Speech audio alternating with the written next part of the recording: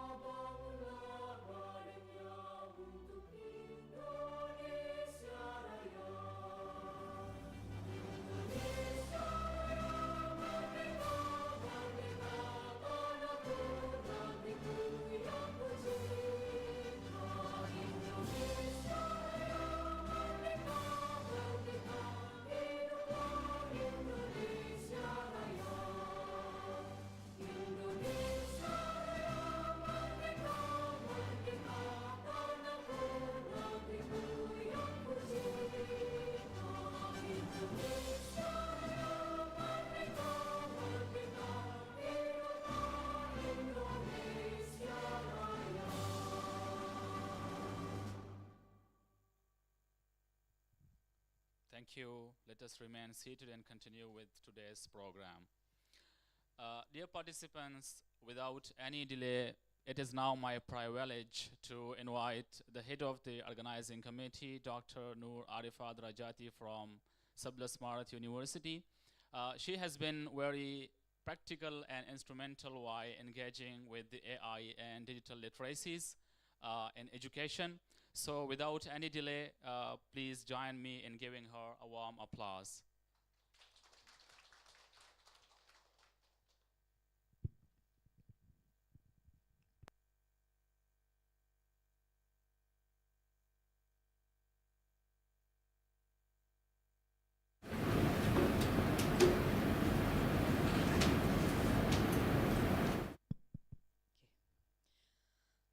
Assalamualaikum warahmatullahi wabarakatuh. Our esteemed plenary speakers, Insinyur Ananto Kusuma Seta, Ph.D., Professor Utami Widiati, Ph.D., Dr. Maria Hidayati, Professor Ali Saukah, Ph.D., Roland Leung, Manager Director of Datality Lab and moodie.ai, Dr. Xiang, and also Ibu Rizky, Kritianti, S.Pd., and the last one is the most important one is Winsy. Okay, so their contributions will undoubtedly enrich our discussion and inspire meaningful change in language education. Dear esteemed participants, both on-site and online, a warm welcome to the 5th International Knowledge Transfer Forum. On behalf of organizing committee, it is an honor to welcome you to this prestigious event, whether you are joining us in person or virtually. As the Division of Teacher Professional Development in Teflin, we are delighted to host this forum, which serve as a platform for scholars, educators, and practitioners to exchange ideas, share research, and build collaborative network in the field of language learning and teaching. This year's themes: innovative language learning and teaching, social impact for inclusive education, highlights the transformative role of informal digital learning of English in promoting inclusivity and social impact. We are proud to have attracted 16 persons on site and more than 300 online participants from diverse educational backgrounds, including primary, secondary, and university level.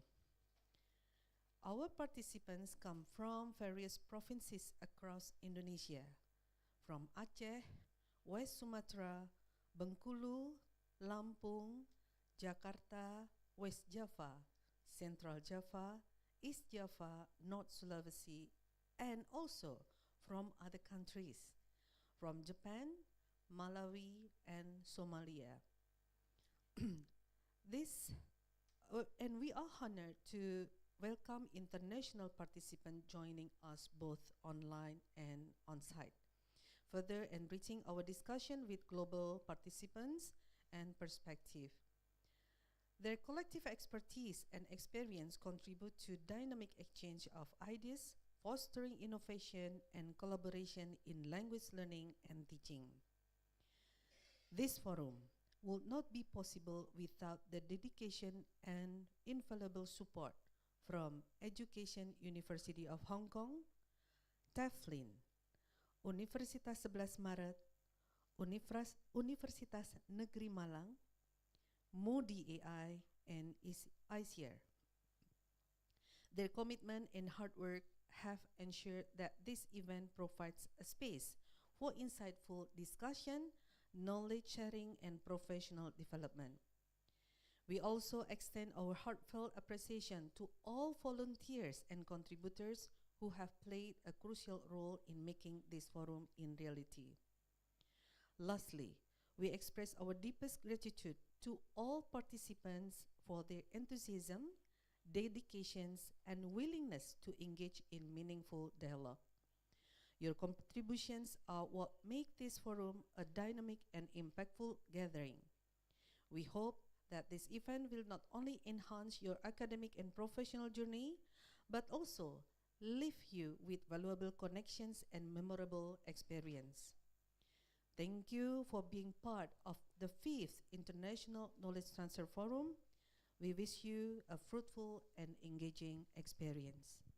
Wassalamualaikum warahmatullahi wabarakatuh.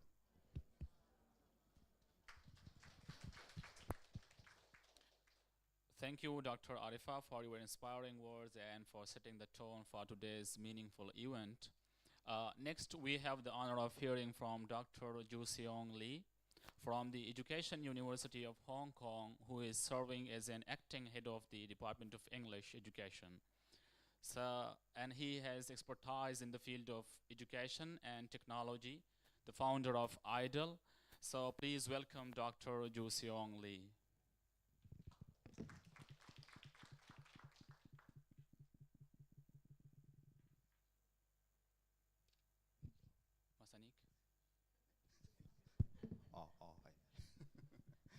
Okay, good morning, everyone. How are you guys doing? Yes. So good morning, distinguished guests and colleagues and friends joining us both in person and online. On behalf of the Education University of Hong Kong, or EDUHK, and Department of English Language Education, it's my absolute pleasure to welcome you to the 5th International KT Forum a collaboration we are proud to host with the UNS and Teflin since 2020. Today we are bringing together an incredible mix of expertise, policymakers, industry leaders, educators, and innovators, all united by one goal: innovative language learning and teaching, social impact for inclusive education. So whether you are here as a policymaker like Park Ananto Kusta Seta, or organizational leader like Professor Utami Widiati, an industry pioneer like Mr. Roland Leung, a frontline teacher like Miss Rizky Kritianti, and or as a powerful inspirational impact research team, Tiara, Anik, Arin, Lufika, Arua, Wakasu, Nico, Winsy, Crystal, Queenie, and Becca. Your presence turns today into a unique opportunity. Special thanks to Dr. Nur Arifah Drajati, our co-project leader and organizing committee head, for your visionable guidance. And together we are bringing ideas and action to solve real issues and challenges in language education. So let me share a simple analogy. Imagine people touching an elephant in the dark. Each person feels a different part: trunk, leg, and tail, and forms their own understanding. Similarly, terms like English language access or emotional engagement can mean different things to different people. But in our ongoing social impact project, we've defined them clearly. Access means the real opportunities for our students to learn and use English. Emotional engagement is about joy in learning and less anxiety and active participation. And fluency covers proficiency covers fluency, accuracy, pronunciation, vocabulary, and grammar. So with this clarity, our team, teachers, researchers, policymakers, and AI experts can design local solutions like AI tools and informal digital learning of English. By working with the schools and communities, we turn these ideas into actions, measure their impact, and create sustainable change. So today is about sharing ideas, building connections, and sparking the building partnerships. So let's learn from each other and ask bold questions, explore how we can shape inclusive education together. So because today we are not just talking about change, we are making it happen. So today, thank you for your energy, your expertise, and your commitment to transforming education, and let's make today unforgettable. Thank you. Terima kasih.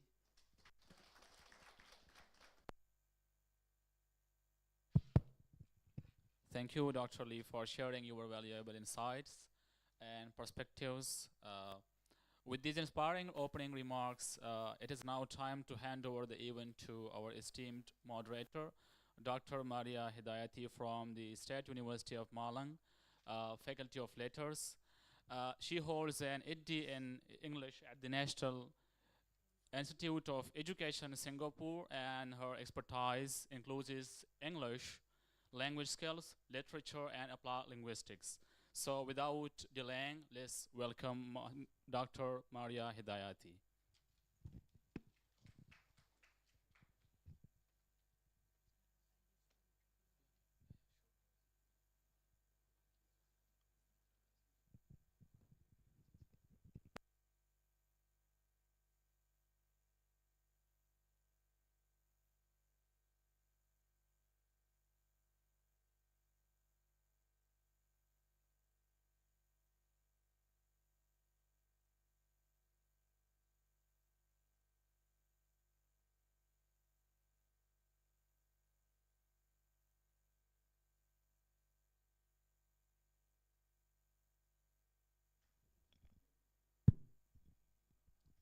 Thank you, Mas.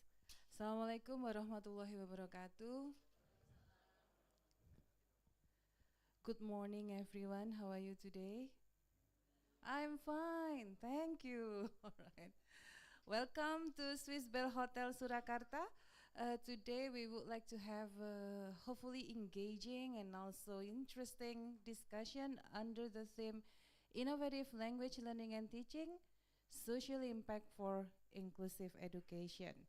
I believe you can see the picture of these prominent experts and speakers from all around the world.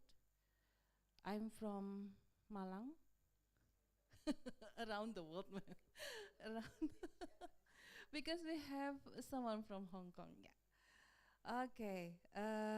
These experts and speakers, they will share their insights, experiences, and perspectives on the theme, and in the hope of having a thought-provoking conversation, insights, and discussion together. So, ladies and gentlemen, I believe there are more ladies than gentlemen today in this room. Teachers are usually associated with ibu-ibu, yeah. So, ladies and gentlemen, please feel free to take notes, reflect on key points, and prepare your questions. So, let me invite this lineup of speakers and experts. I would like to welcome Bapak Insinyur Ananto Kusuma Seta Ph.D. Would you please come forward, Bapak?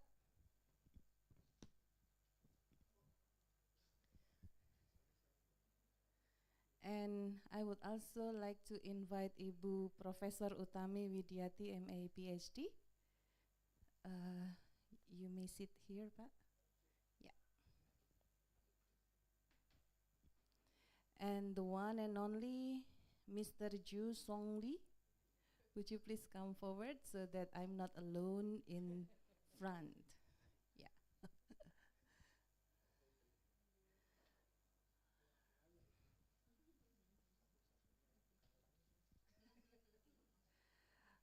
Okay. Thank you. Let me introduce our first speaker, Bapak Insinyur Ananto Kusuma Seta Ph.D. And he graduated from the University of Kentucky, right? Right. He's committed to driving innovation, competitiveness, and technological integration in Indonesia's education sector. That's why he becomes the senior advisor to the Minister on Innovation and Competitiveness at Indonesia's Ministry of Education and Culture. So, Ibu Bapak, we have a very crucial person today. So, let's make sure that you enjoy the session and get the most of Pak, panggilannya Pak Seta atau Pak Pak Ananto. Kalau Kak Seta itu beda lagi ya Pak ya. Alright, each panelist has 20 minutes. So Pak Ananto, time is yours. Boleh berdiri, boleh. Boleh duduk, boleh berdiri. Please welcome Pak Ananto.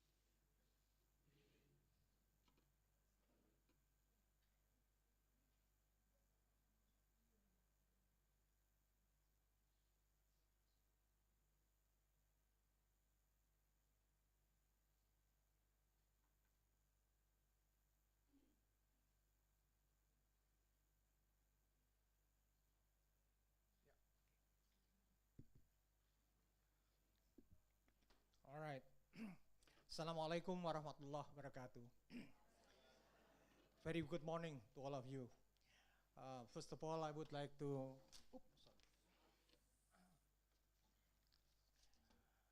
I do apologize because I am the only outliers in this room. All are English, I'm not English. That's why I'm a bit nervous, Ibu, but I don't know what I'm going to say. And second, I do apologize for the presentations. Maybe the English is not good also because I made it in the train last night. But anyway, first of all, I would like to congratulate the Ibu Nur, Pak Jo, Ibu Utami, Bu Rizky, Pak Ronald Leung, and Bu Maria, and also all of you for Pak Ali, there's my godfather, in English, to all of you for this is excellent and very respectful event. On behalf of the Ministry of Primary and Secondary Educations, I would like to convey deep appreciations to the committees, to the speakers. This is the milestone for the English, what you call teachings and learnings, entering the new era of our next 5-year agenda, which is, next slide please. Yeah. Bisa digeser? Oh, but anyway, my title, this is good or not, deep learning that ennoble of all. Jadi pembelajaran mendalam yang memuliakan untuk semuanya. Gitu. I don't know if it's correct English or not, but sudah mas? Okay. Where are we going for the next 5 years? This is the policy that the Ministry of Primary and Secondary Education want to pursue on the next 5 years. The keywords is the quality education for all. From now on until 2029, this is the focus of the ministries to improving the quality of our educations, not only a certain people, but for all, any age, any ethnic, for all, by all, and at all. The second things, what are the learning outcomes? We have 8 learning outcomes that we are going to pursue. The first is the faith and devotions of God Almighty. The second, we need to improve the quality of educations by equipping our students with their citizenship. It's not citizen, but citizenship. So our student will be the global students, can go anywhere, can collaborate with other people from other country, other place around the world. The third things, I think everybody already know, the 4 C's, critical thinking, creativity, collaborations, communications, and the confidence, self-reliance. That we need to improve the confidence of our students. And lastly, health, the well-being of all students. Those are the 8 competencies that we are going to pursue or equip to all our students from primary until secondary educations. The next question is, if this is the goal, the agenda 2029, what is the baseline now? Next slide, please. This is the baseline. Where are we now? We have a big problem. on the quality of educations, especially the parameters on the C, connectivity, communication skill, complex problem solving. If we look at the PISA score, program for international student assessment, 2018 and then 2022, look at this score.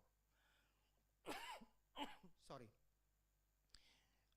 PISA is designed with the, what you call the 6th level on the difficulties of the question. Level 1 is very easy, and the level 6 is the most difficult. In other words, level 1 until 3 is a question which is require low order thinking skill. Level 4 until 6, it's a higher order thinking skill. If we look at the data on the 2018, comparing Indonesian students with our neighboring countries, look at this. Red, it means level 1. Yellow, it's level 2. And green, level 4, and so on and so forth. More than 99% of Indonesian students only could answer the question on the level 1 until level 3.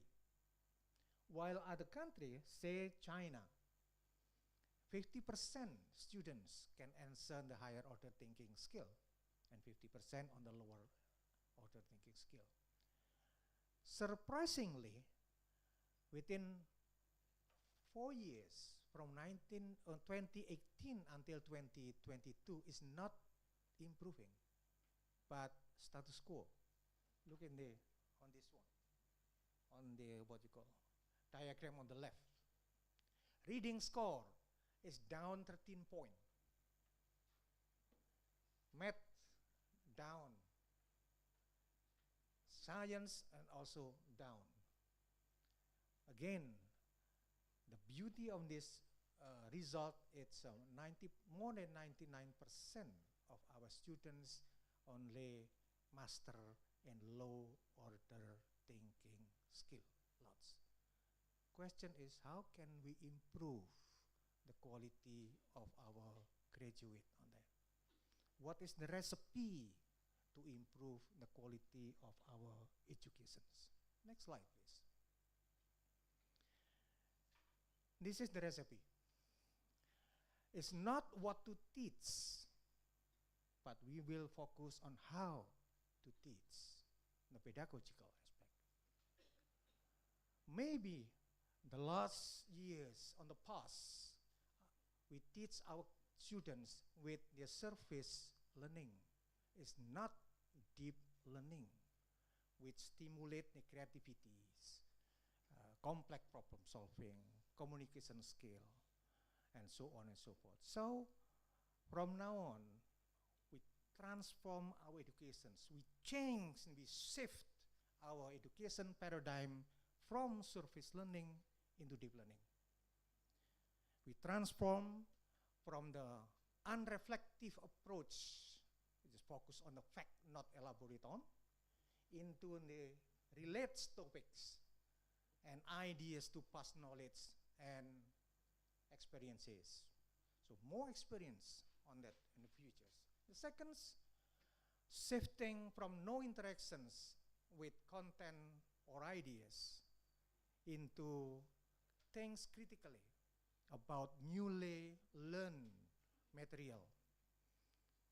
Change from concentrates only on the rote learning, memorizing. We change into ties and informations from other sources, from underlying argument that did not comprehend, into create a new argument and understand logic based on new informations. From the treat the talk as like to monotonous core into recognizes a structure in the contents, like in the English language. External incentive, which is, into internal, intrinsic rather than extrinsic And lastly, aims to recite and regurgitate material inactively into more and aims on the understand the meaning behind the material, the subject material that we are going to teach. This is a shifting paradigm that we are going to pursue for the next 5 years at least. Next slide, please. Now, what is the deep learning then, based on the criteria from the previous slide? If we look in the Google, you search in the Google, deep learning, tons of the article, research, but the definitions of the deep learning on the Google, it's more heavily on the AI, on the engineering aspect. But what we are going to pursue is not on the engineering aspect, but on the education aspect. Definitions also different from the literatures in the in the internet. We try to define the deep learning with locally rooted but globally engaged, with our culture, with our knowledge. The deep learning that we are going to define is a deep learning is an approach.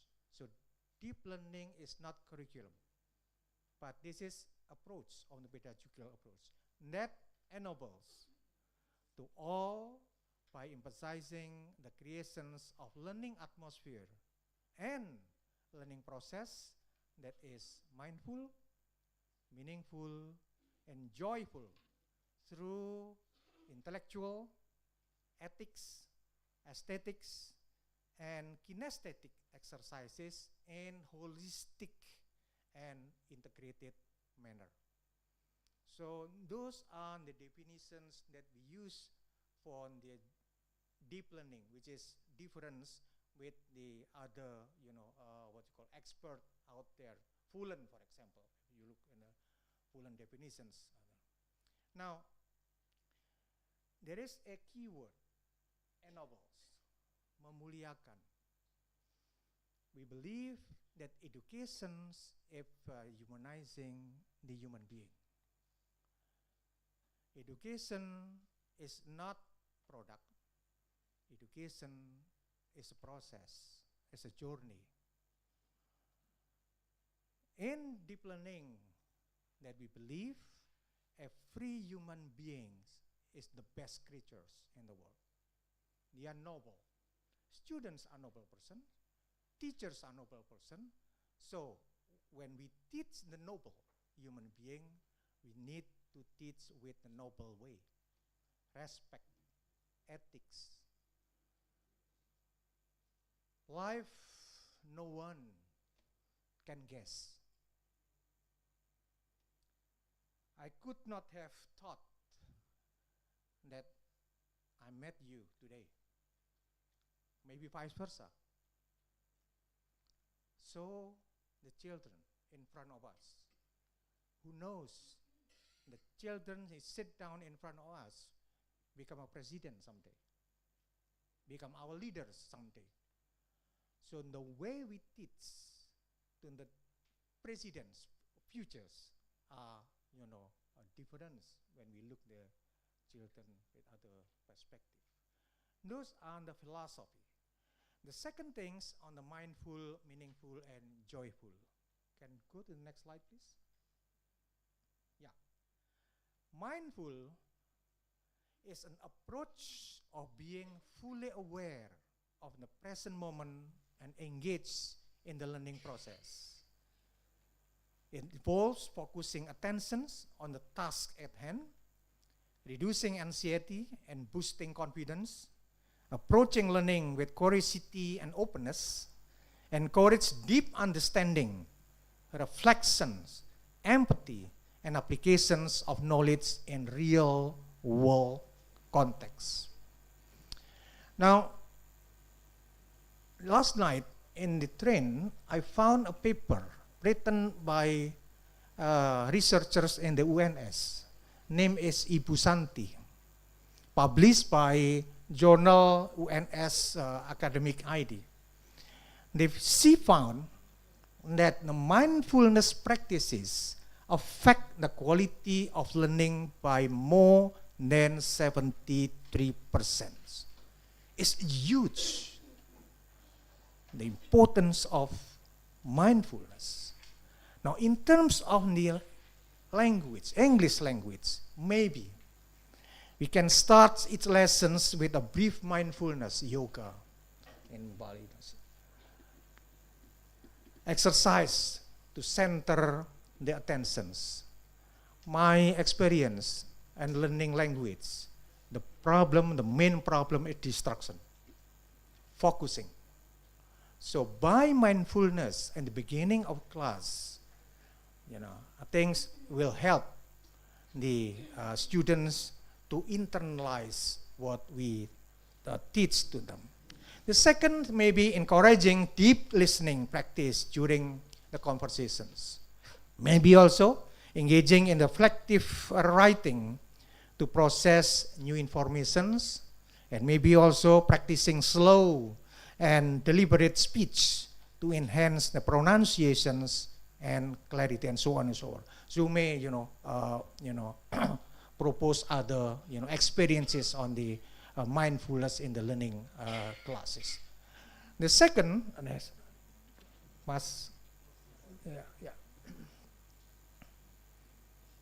on the meaningful. The meaningful that we think is an approach where learners actively connect new information to their prior knowledge, making it relevant and significant. It encourages deep understanding, motivation and engagement, comprehensions and long-term retentions, critical thinking and creativity by relating learning to real life situations and experiences. In the language class, we can propose the contextual learning, relate language lessons to real life situations and personal experiences. Maybe we can initiate the interactive activities, engage students in role plays, debates, storytelling, for example. Project-based learning, I think everybody know about that. Authentic materials, use real-world content such as news article, interviews, and videos, and so on and so forth. Medias, social medias. It might be we can set up the collaborative learning to promote group discussions and peer feedback to enhance understanding and communication skill.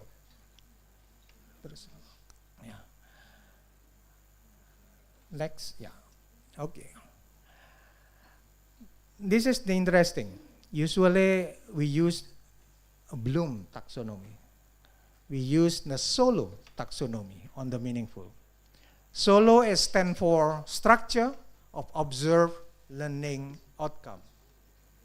It's created by Biggs, Professor Biggs.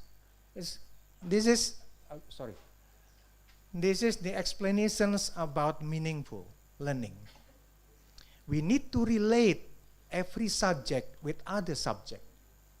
And if we learn English, we just learn one route here, one relevant aspect. Maybe we can identify, we can name it, we can follow simple procedure. But it's not enough on the meaningful learning. We need to connect between English with culture, for example, with other routes, with anthropology, for example, with science.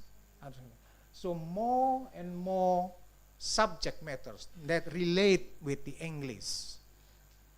So we can combine, we can describe, we can enumerate, perform serial skill and list. But it's not enough because those are single subject. There is no connection. We need to go to the next level. How can our English connect with other subject? Connecting. We analyze, we apply, we argue, and so forth and so forth. And the top level is not enough to connect other subject, English with anthropology, with culture, with science. We need to squeeze this into extended abstract. What is the meaning in the real life? So, okay. Finally, next slide please. Joyful learning is an approach that makes the learning process enjoyable, interactive, and engaging.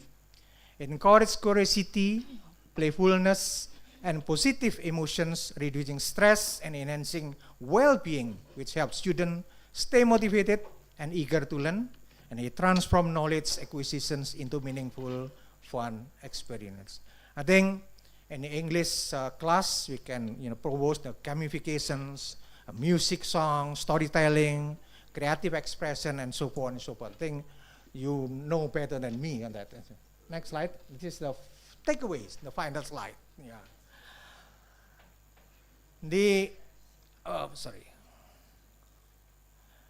Deep learning, again, is not a curriculum.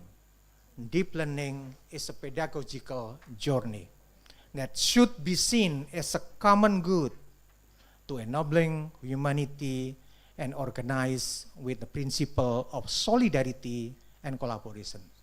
Students, teachers, and knowledge, they create a triangle.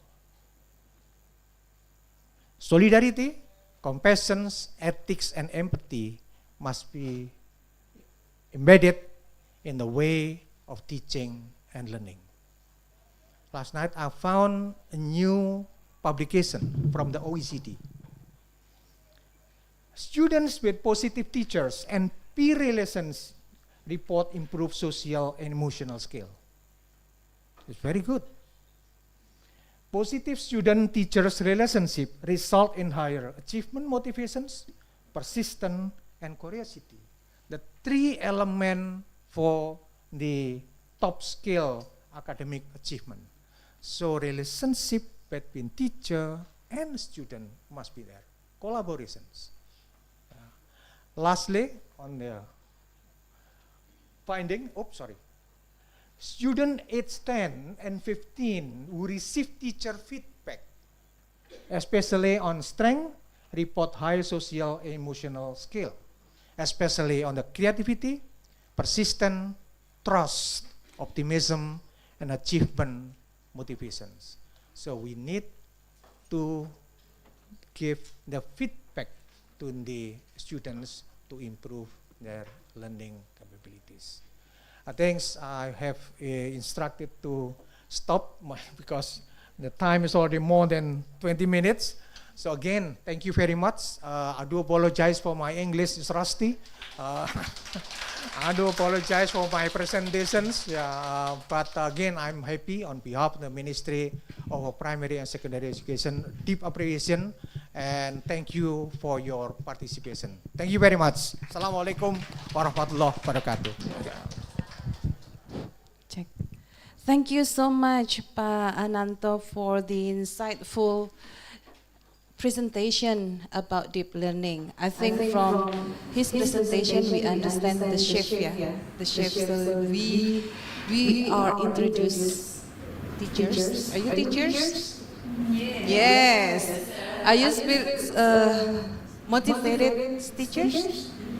Of course, right. So if you are motivated, if you are, lifelong learners, I believe you are eager to embrace the shift from surface learning to deep learning. What is it in Indonesian? Mendalam. So how deep is deep learning? Let's see. How deep is your love, Ibu Bapak? Right. There are some important keywords that can be highlighted from his presentation. So later on, if you have, I believe you have a lot of questions, aren't you? Do you have a lot of questions? Teachers, do you have a lot of questions? Mumpung ada Pak Ananto nih. Do you have a lot of questions? Oh, everyone understands your presentation well, Pak Ananto. Thank you so much. Now, Ibu Bapak, let's welcome our second panelist, Ibu Profesor Utami Widiati, MA Ph.D. I think everyone here knows her well. Yeah, you must, not should, you must know her. Yeah, because she is our teacher, go back home in Universitas Negeri Malang, and she is Teflin president for 2 consecutive periods from 2021 up to 2024 and then re-elected for the next 4 years. And her research interests include foreign language literacy, second language acquisition, curriculum and material development, and because of her research interest, her professorship in the area was in 2009. And if you are keen on writing articles in Scopus Index journals, she is the chief editor of Teflin journal. All right, so ladies and gentlemen, let's give a round of applause and welcome Ibu Profesor Utami Widiati. The stage, the microphone is yours, ma'am. Thank you. So I need to also stand, yeah.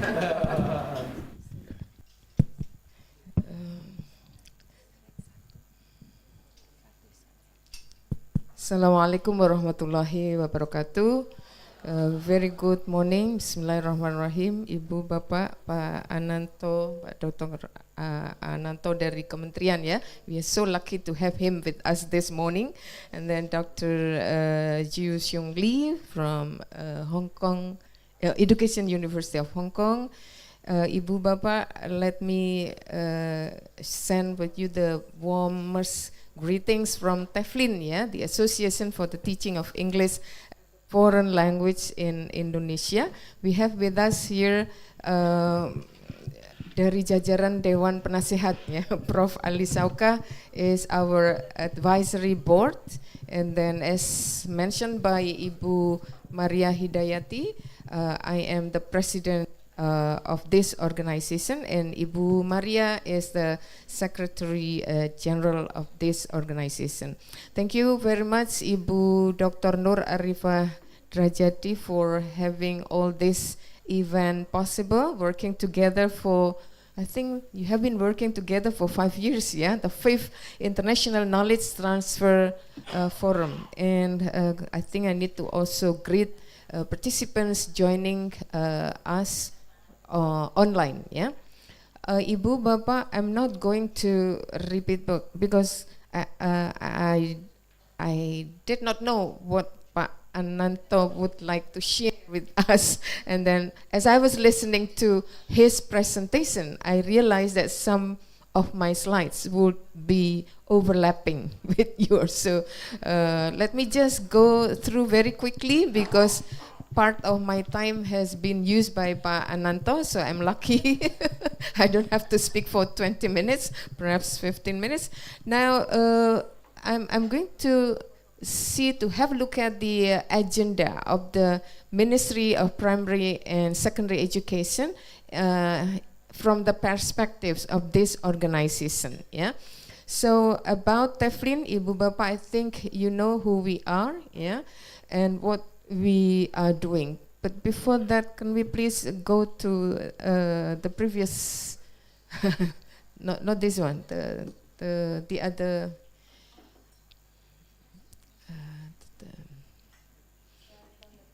from the first one. Yes, this one, Ibu Bapak. Let me remind you of the next slide, please.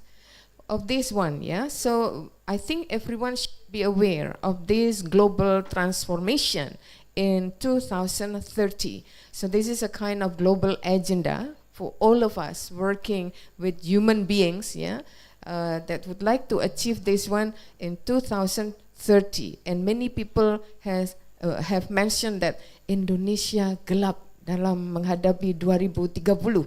Now something that is a bit irritating, yeah, but see that we need to be more optimistic, we need to be more positive in facing the 2030. So basically the area of improvement will cover people planet, and prosperity, the 3P. Perhaps Ibu Bapak, what we know in English language teaching, when we have 3Ps, yeah, we have PPP, we have triple Ps, yeah, that might stand for what? Presentation, practice, production, yeah. But here we have people, planet, and prosperity. Now, when we focus on people, we are determined to end poverty and hunger in all their forms and dimensions, and to ensure that all human beings can fulfill their potential in dignity and equality and in a healthy environment. So we are expected to have a kind of holistic approach in improving the quality of human beings. Yeah. Now go to the next slide, please. More specifically, I would like to remind us all about UNESCO agenda about education. So Ibu Bapak, of the 17 goals of sustainable development goals, we have one particular goal related to education. Can you mention the number? Number four. Number 4 is Education for Sustainable Development, ESD. Now, as the follow-up of Global Action Program in 2015 up to 2019, we have the so-called Education for Sustainable Development towards achieving the Sustainable Development Goals. So we call it as ESD for 2030. This is a global framework for ESD in 2020 up to 2030. So we come up to this agenda of education, which refers to quality education and a key enabler. So we expect all learners will become key enablers in whatever context they are going to participate as the citizens of the global world. The next slide, please. Now, Ibu Bapak, when we talk about quality education, just recently we are introduced with this agenda from the Ministry of Primary and Secondary Education. Yeah, they aim toward the achievement of quality education for all. Pendidikan berkualitas untuk semua. This is the big agenda for Ministry of Primary and Secondary Education. And because of that, they introduced to us, in the next slide, please. No.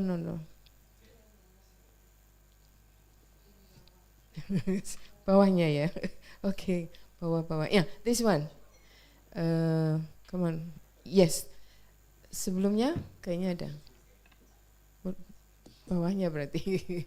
Okay, this one Ibu Bapak ya, deep learning frameworks for quality education. Yeah, so I think Pak Dr. Ananto has already mentioned what is meant by this framework. Yeah, if you look at the framework, we have dimensions of graduate profiles. Yeah, we have 8 dimensions of graduate profiles, which shows a kind of our acknowledgement of the 21st century competencies and skills, but we add something that is very unique, very specific to the Indonesian context. That is the first one, the first dimension of graduate profile, that is ini, keimanan dan ketakwaan kepada Tuhan Yang Maha Esa. So it's a kind of relationship of ourselves as human beings to our creator in this case.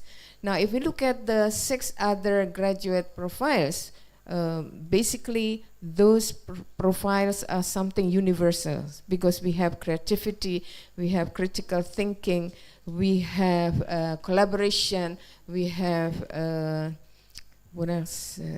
Collaboration, creativity, critical thinking, communication, yeah, and then also citizenship, yeah, how to make our learners aware of their position as citizenship part of this interconnected world. Yeah, and then we have the last one as well-being. Yeah, we have to make sure that our students are physically as well as psychologically healthy.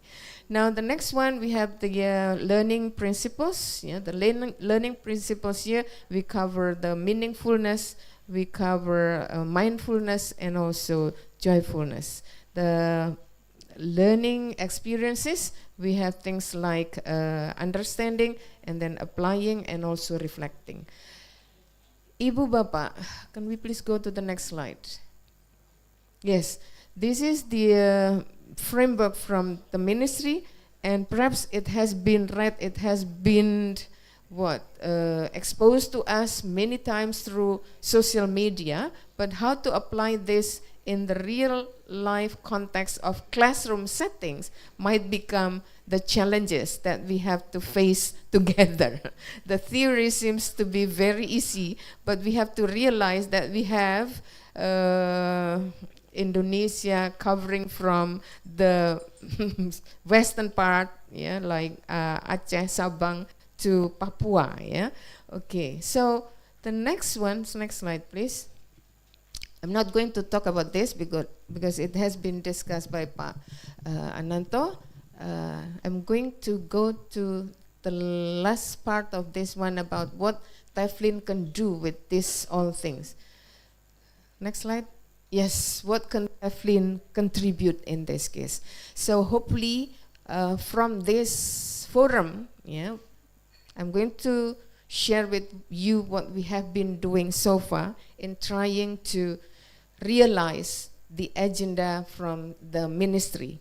Ibu Bapak, as mentioned before, that in the next 5 years, we're going to focus on introducing, socializing, internalizing the concepts of deep learning. So whether we like it or not, we have to go through this standard of process, if we may call it, yeah, the standard of process. So Teflin, as the organization working in the teaching of English as a foreign language, would like to also help teachers throughout the country to understand this framework and help them see various possibilities of how to realize the frameworks into classroom settings. So we have been working for 1 week, yeah, 1 week, 1 week, yeah.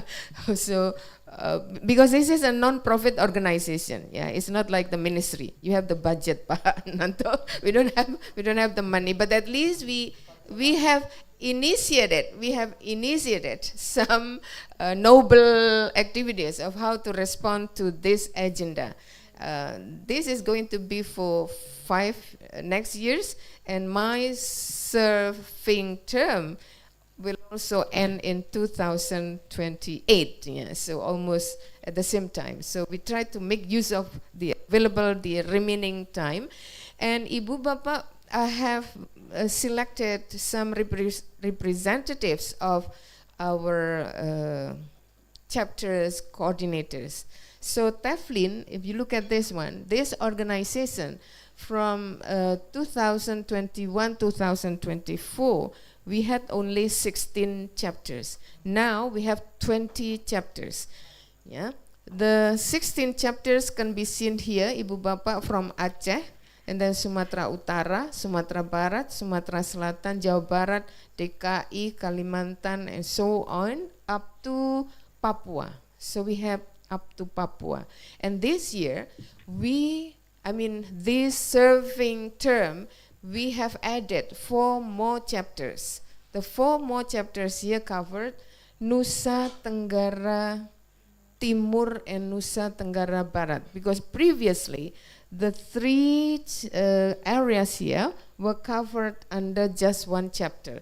And then when we went to NTB, we realized that it's not easy to connect and to coordinate activities covering this one.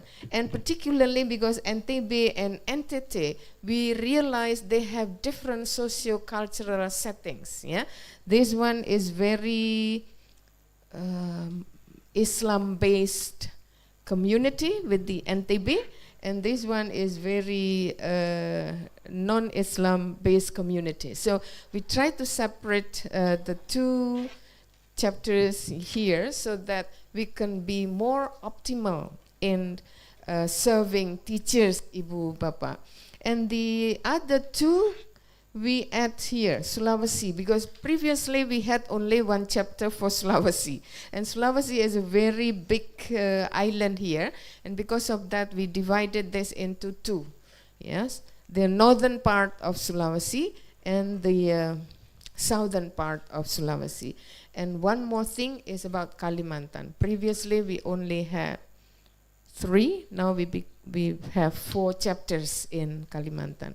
So the team, the core team, were actually the representatives of all those 20 chapters. We've been working hard under the supervision of Prof. Ali Sauka. I am the boss. And everything is organized by Ibu Dr. Nur Arifah as the coordinator of Teflin Teacher Professional Development. So we have been preparing some training package to be finalized, to be socialized later on, but still in the process of developing how to address the message given by this ministry, Ibu Bapa. So if we cannot rely on our government for 100% because of the issues of efficiency and so on and so forth, so we have to work on our own. If it is not financially rewarding, it's going to be akhiratly rewarding, I think. Amin, amin, amin.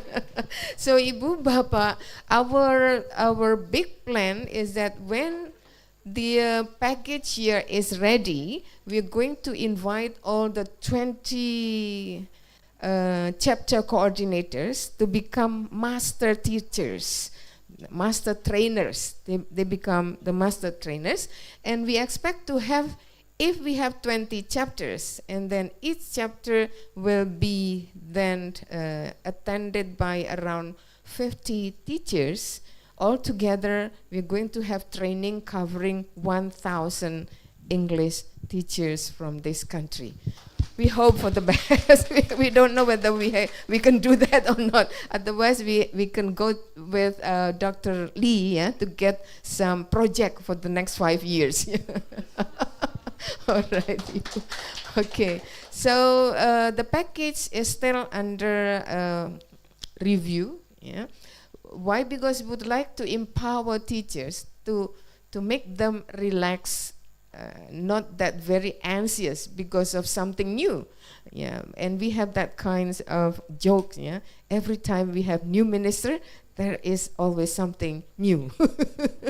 So we have to make sure that, yeah, it's a kind of telling teachers, please rest assured that there are points compatible to the existing techniques and strategies that we have. So under within the training package, we have some points as the overview of deep learning here, and we examine the compatibility between deep learning and, for example, PPP, yeah, presentation, practice, production, and then we also see the compatibility between deep learning and genre-based approach, yeah, with a project-based approach or problem-based approach, or even with other innovative techniques and approaches in language teaching. So Ibu Bapa, hope for the best, yeah. Hopefully the training package is going to be ready soon, and then after Lebaran you might be invited to get together, because most of you come from Central Java. Yes, so that means you belong to this one. Central Java chapter, yeah. So we're going to select teachers, at least 50 from each chapter. If not, then we might need to change. For Papua, it's going to be hard to get 50 teachers, for example, so that if the number is not covered by Papua, it can be given to teachers from East Java, or Central Java, or West Java. Ya, kita berdoa mudah-mudahan berkah Ramadan membuat semua mimpi kita menjadi kenyataan. Ya, do you know my language? No, because we are approaching Ramadan months. We hope everything good will be given to us, through our blessing. Yes. All right, Ibu Bapak, thank you very much. Assalamualaikum warahmatullahi wabarakatuh. By the way, I'm going to ask. Bu Maya already asked you, are you all teachers? Yes. You said yes, right? Okay. Are you all Teflin members?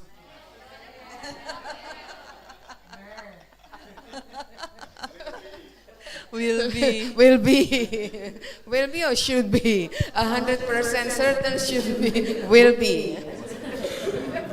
All right, thank you so much, Bu Utami. Let's give a round of applause for Bu Utami's presentation and sharing on how Teflin can contribute to the new shift, to the new paradigm shift issued by the ministry.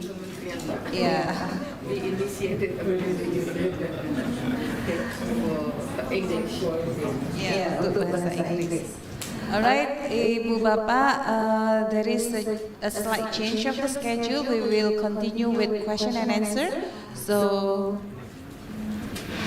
Mr. Lee will present during the second session. So, we have questions and answer session. If you have any questions, please raise your hand, indicate your name and where you are from, and we have only 10 minutes.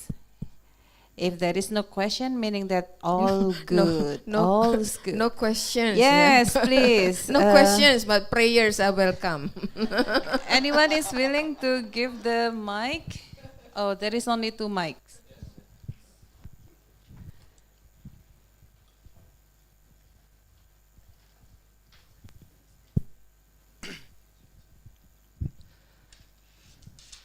Assalamualaikum.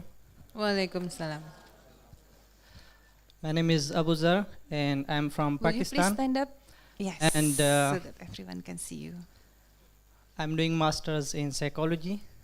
Thank you, Dr. Ananto, for the wonderful presentation.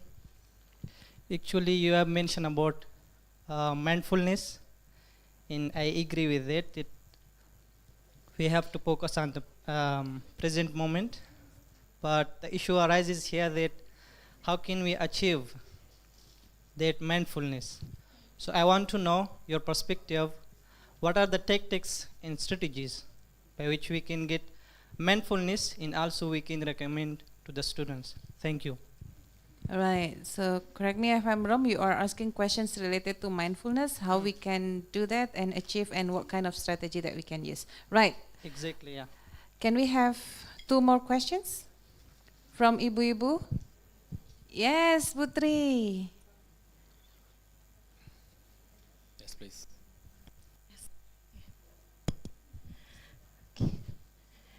Okay, my name is Ibu Triwardati. I'm from SMK Negeri Matese.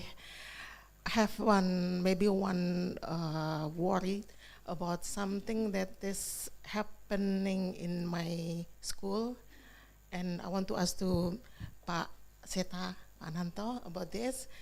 As far as I join Gerakan Sekolah Menyenangkan, Pak, in 2020, we have been introduced about ennobling, what is it? Ennobling our student, humanizing human. So just like our students must be treated like human, not like robot like that. And I also implemented about how I teach my students, not only in my class, but also how to teach them in their own homes, their society like that. And I want them to present about what their experience when they helping their parents, helping their neighbors like that, and then they present whatever kindness they have done in their own society in our school. And I think that it's really impactful in practicing their English. So I think it's really work when we treat our students like that. But in my problem, my school, is that how can we, encourage our colleagues to do the same thing with us, because most of us are ASN, they are in zones, in safe zone. Comfort zone, So all right. comfort zone, so safe zone. So yeah, just teaching is just teaching whatever they want to, but they don't think about future generation. Yeah. That the generation live now, they will lead us next 30 or 40 years like that. So my question is, what policy must be created by the ministry to encourage our Teachers. teachers about humanizing human for our students. Yeah. That's all. Yeah, thank Yeah. you, Putri. You're welcome. I forgot to greet people joining us online. Hi, can you see me saying hi to you? There is one question there. Yeah, we have another question over here, so please take this one. Pardon? We will take the question over here and then we'll move to Oh, online. okay. Me or this one? Me. Okay, thank you, Mr. Introduce me. I am Sri Hartini from SMA Negeri 2 Surakarta.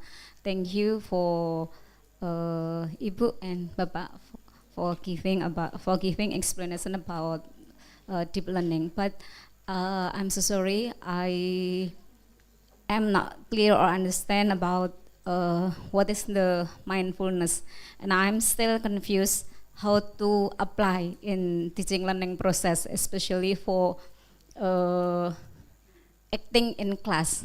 How to be my class will be mindfulness to improve my material, so my student will have knowledge. Thank you. All right, I think we have 3 questions. 3 questions are enough. Later, I think all questions are directed to you, Pak Ananto. But probably later, Bu Utami can share insights on how to apply this shift, this paradigm shift to our language classroom. Oh ya, maaf lupa. Sorry. Well, first of all, thank you for the very difficult questions. Difficult because my background is not education. I'm an engineer and science. Yeah. But anyway, I have experience in my house. I have early childhood education in my house with 89 students, and it's unique TK. Name is Al Furqan. It's the students in my early childhood education school is very special because this is from lower class family. Second, inclusive.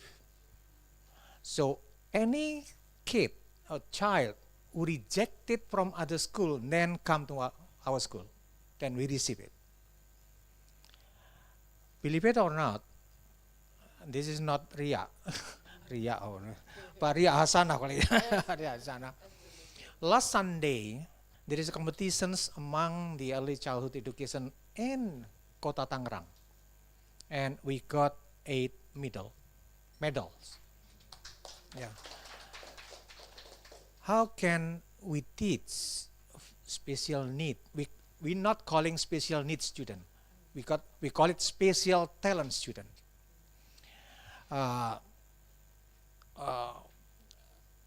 We teach with the heart. So education is humanizing the human being. The teachers in my school, in our TK, is teach with the heart. Now, there's mindfulness. I show you the video later on. I have the video. The first, very critical for students to start learning on the mindfulness by praying. Mindful, who am I? We need to, dig into the heart of every single student, fully aware of the present moment. Who am I? I'm a part of the creatures from the God. If then, what is your obligation to the God? I'm part of the society. What are you going to do with the society? I'm part of the natures, like Ibu. What should you do to the natures?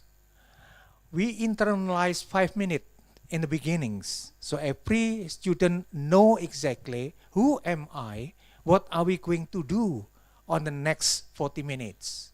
Second, the student promise. If I want to learn the singing song, what is your promise? I be see. Yes, I follow. Not, interrupting each other. So we need commitment to every students. It's not initiated by teacher, but among them, let them manage by themselves. Don't interrupt. Keep silent. Let focus. So they realize what is the precious moment on the next 40 minutes by themselves, not by the teachers. That's very important. Then we deliver the subject with fun, joyful, happy video. And then on the end of the lectures, reflections. Every student speak. What is the reflections? What you learn? Oh, I'm singing song. What song? What is the beauty on the lyrics? Something like that.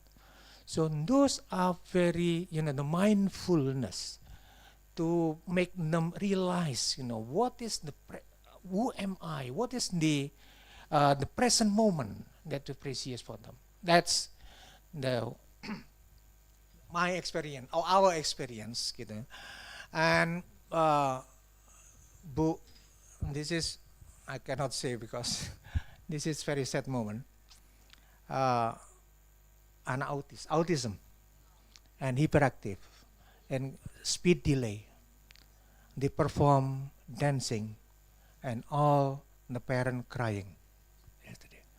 We don't believe that our kid can do that. They don't believe at the beginnings until my wife knocked the door. Mom, you have a kid. You need to send to the school. No. Because this is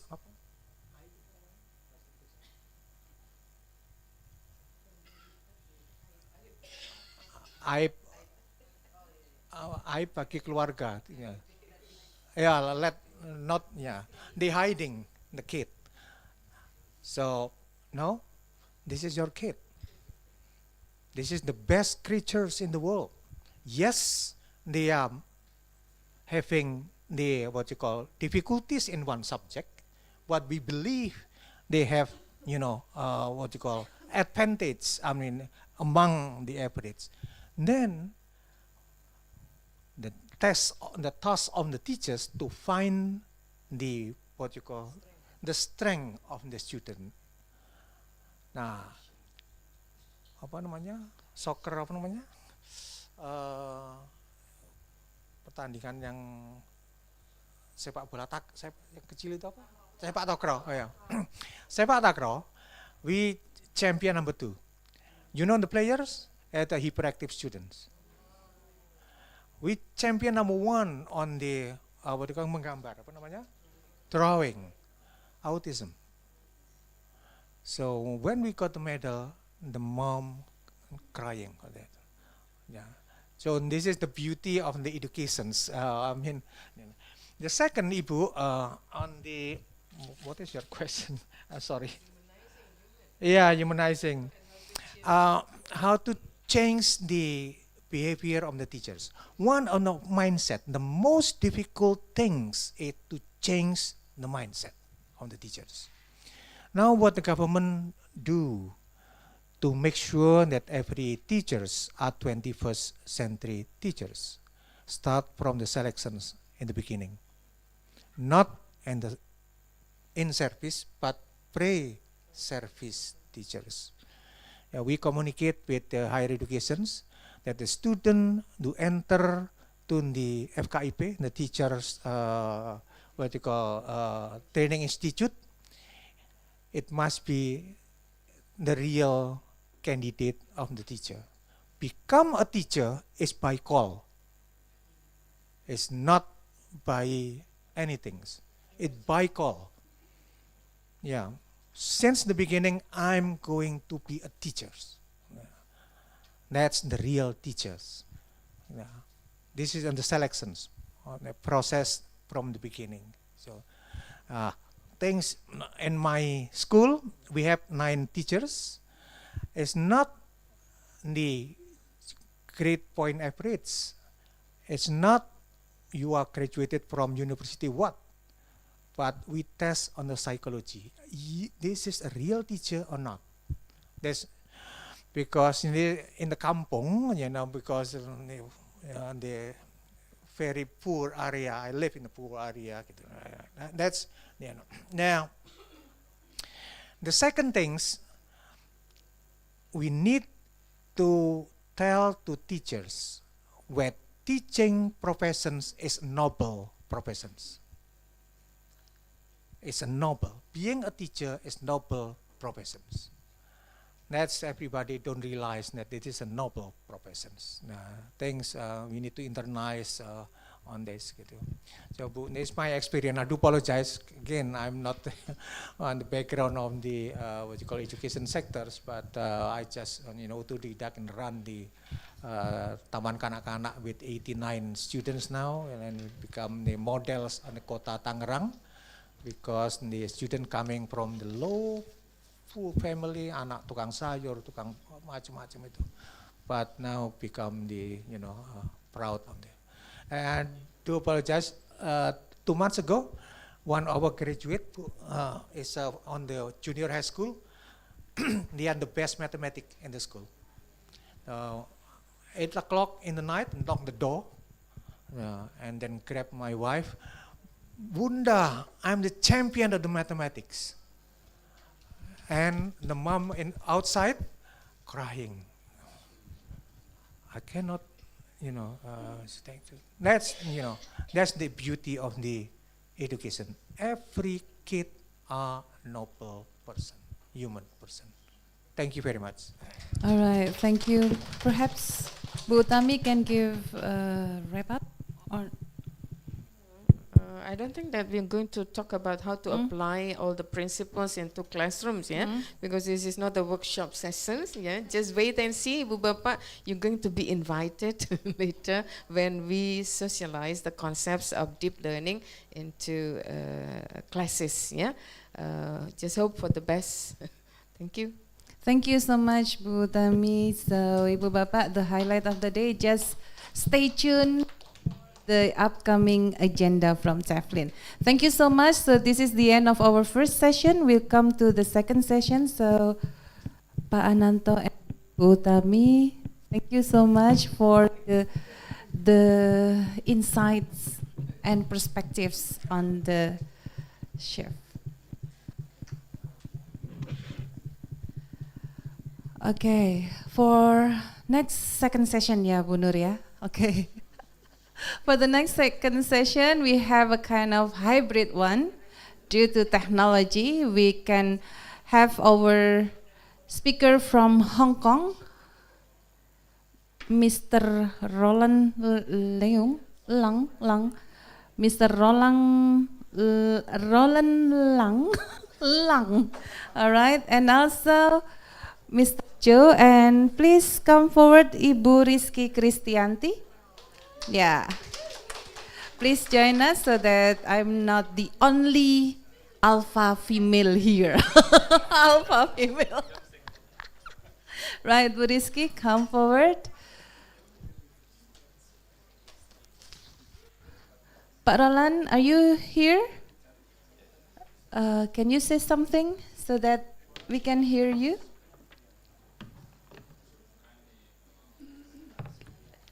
We can't hear you.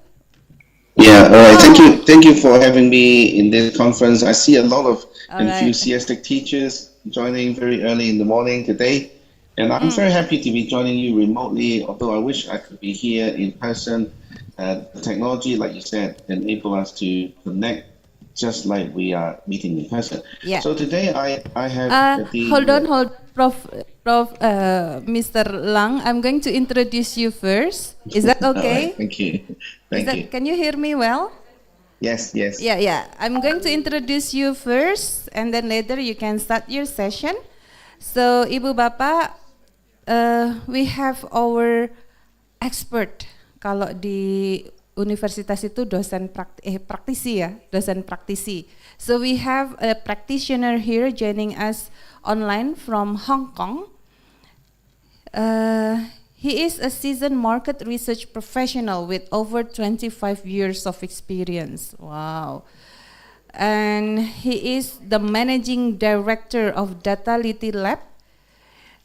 He leads a team of passionate marketing and data scientists, leveraging data visualization, statistical modeling, and machine learning. So we have a really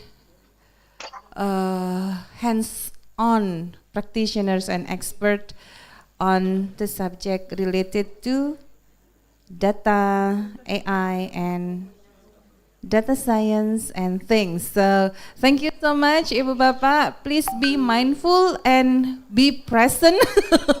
Be present to be engaged with the material on communication performance transformation with moodie.ai. Pak Leung, Mr. Leung, time is yours. Leung. Thank you.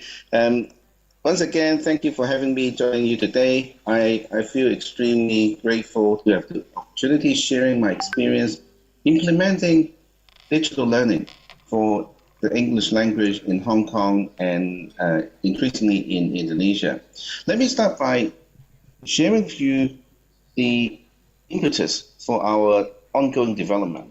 Because this survey conducted by LinkedIn in 2023, in 2024, suggested some of the most important attributes and personal qualities to enable the workforce enjoying upward mobility.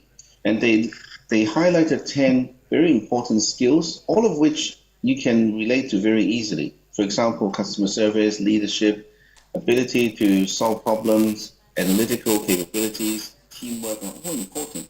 But one attribute came to the top consistently for the 2 years, which was communication.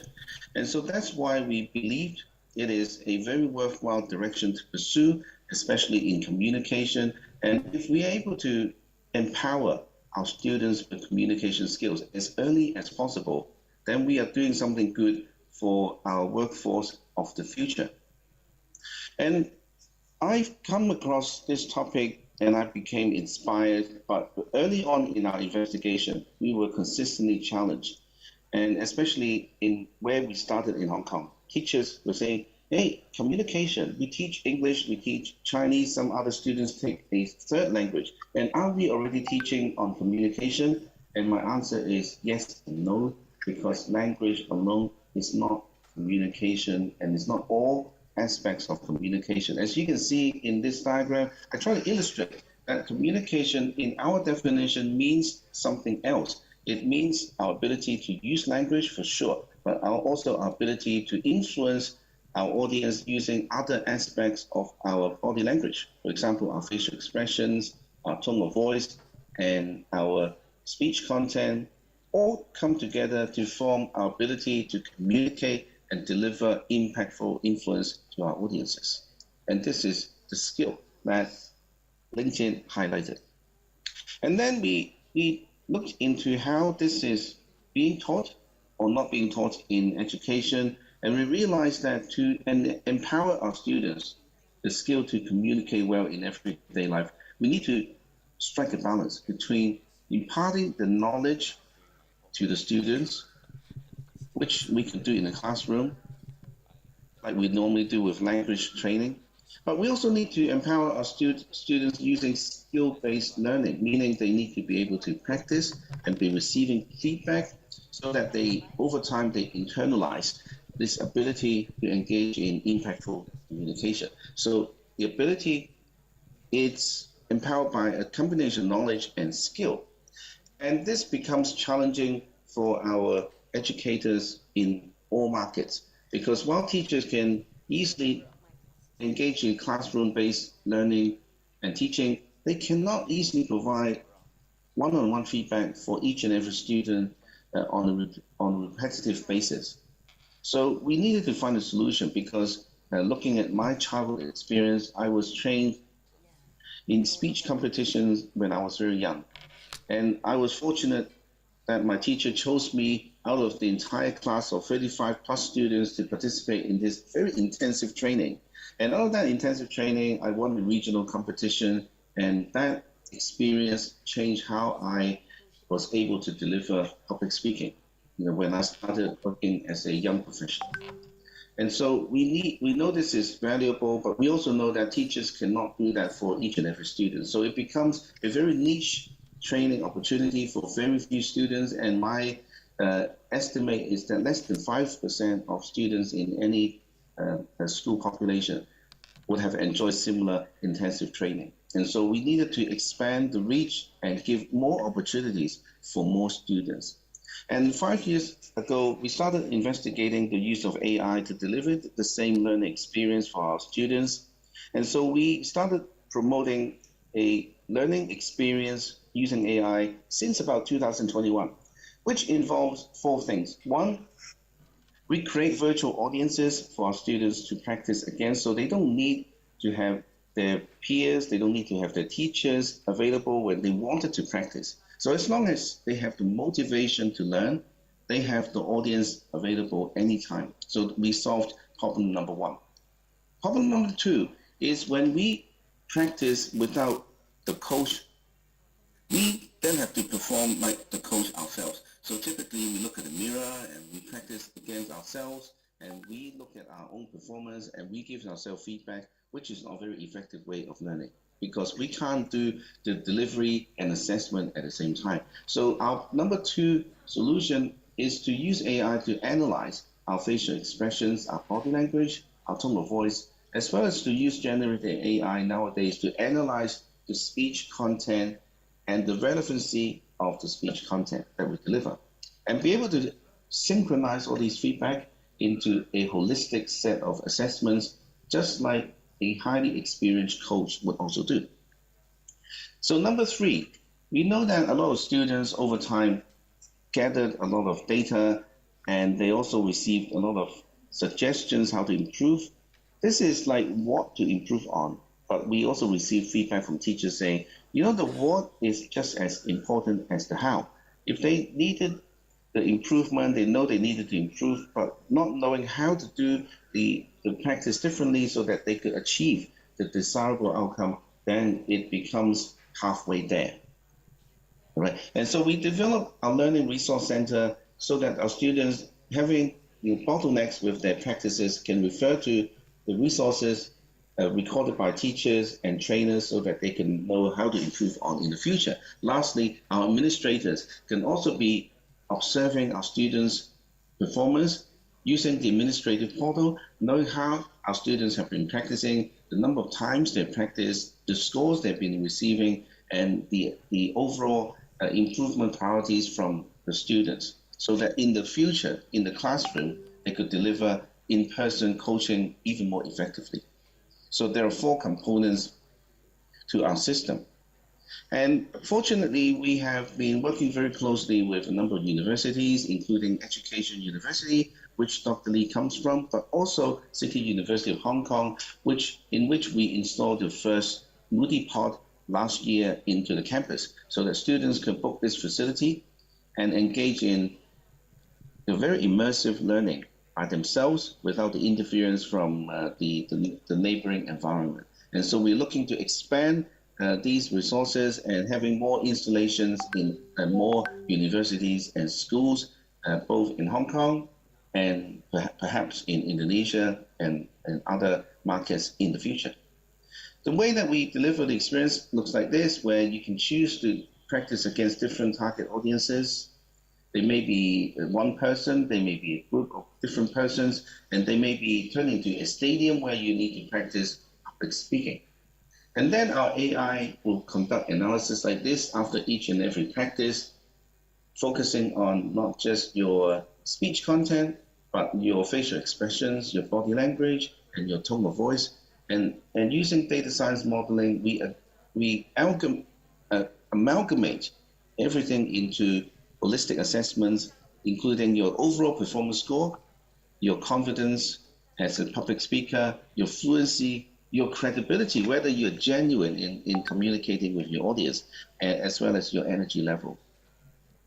And most importantly, based on the scores that are deducted from the ideal score, our system automatically generates suggestions for improvements so that our students will not only know the score they received, but how to improve and get better scores in the next practice will also be provided by our system. So it becomes a complete feedback loop after each practice.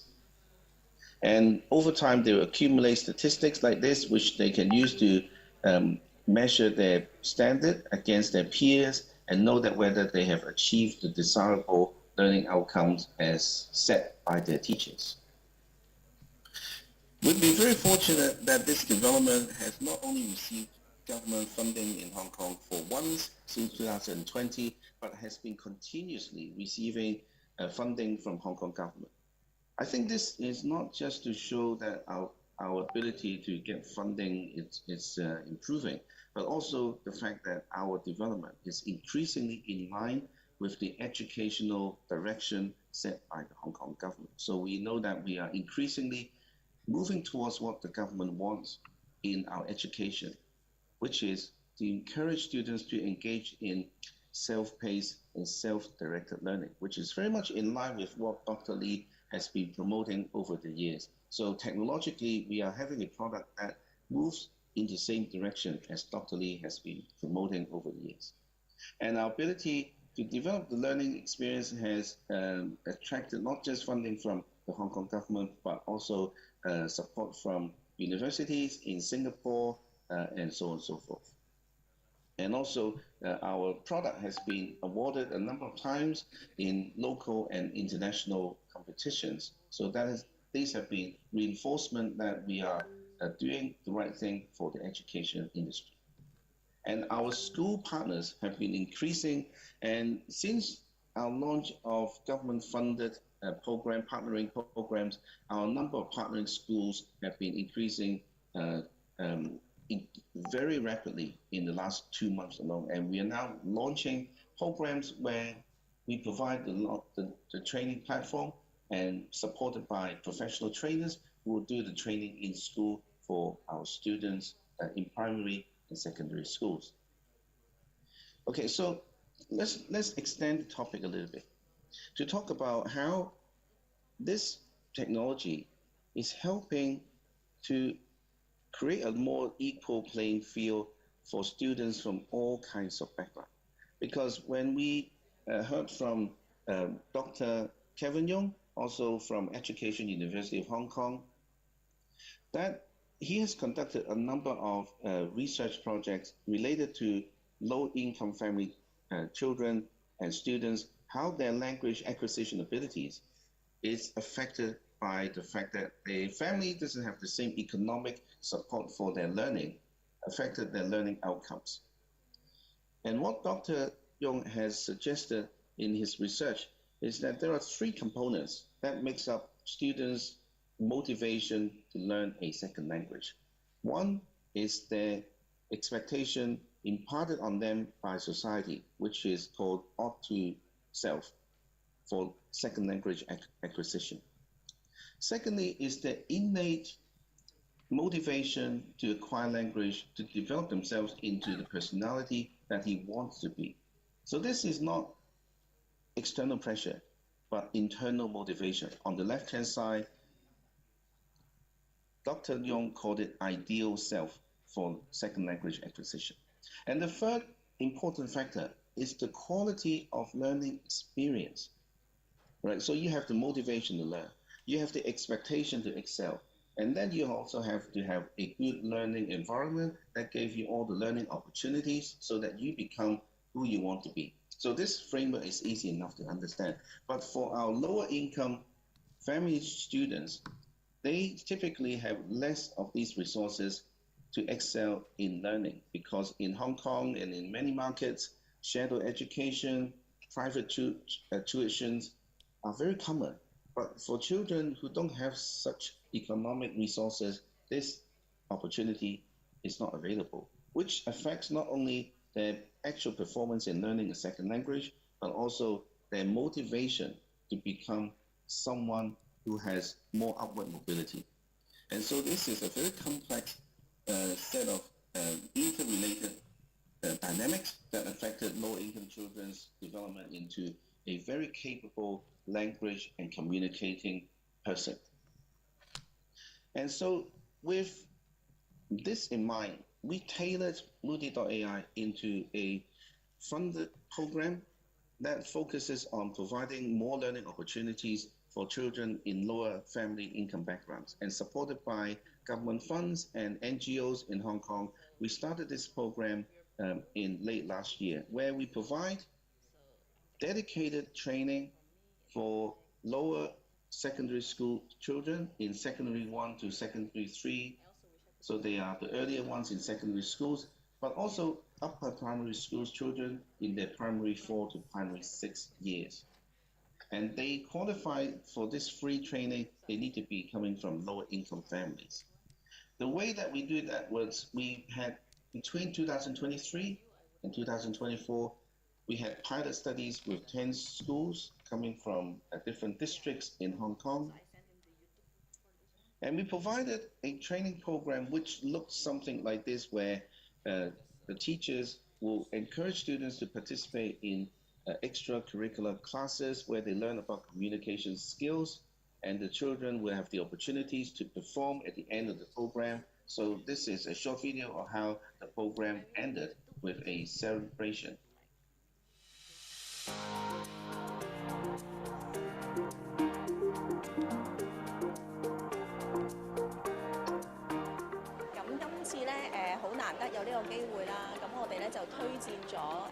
多位嘅同學咧參加咗今次呢一個 public speaking 嘅一個 training course。但係呢個 program intensive training。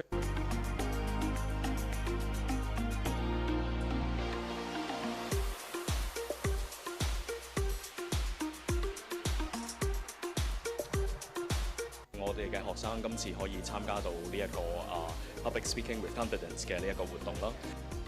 同埋咧，我都會推薦呢一個計劃俾其他嘅老師嘅。個改變係令到我好感動、好開心。多謝思政教育。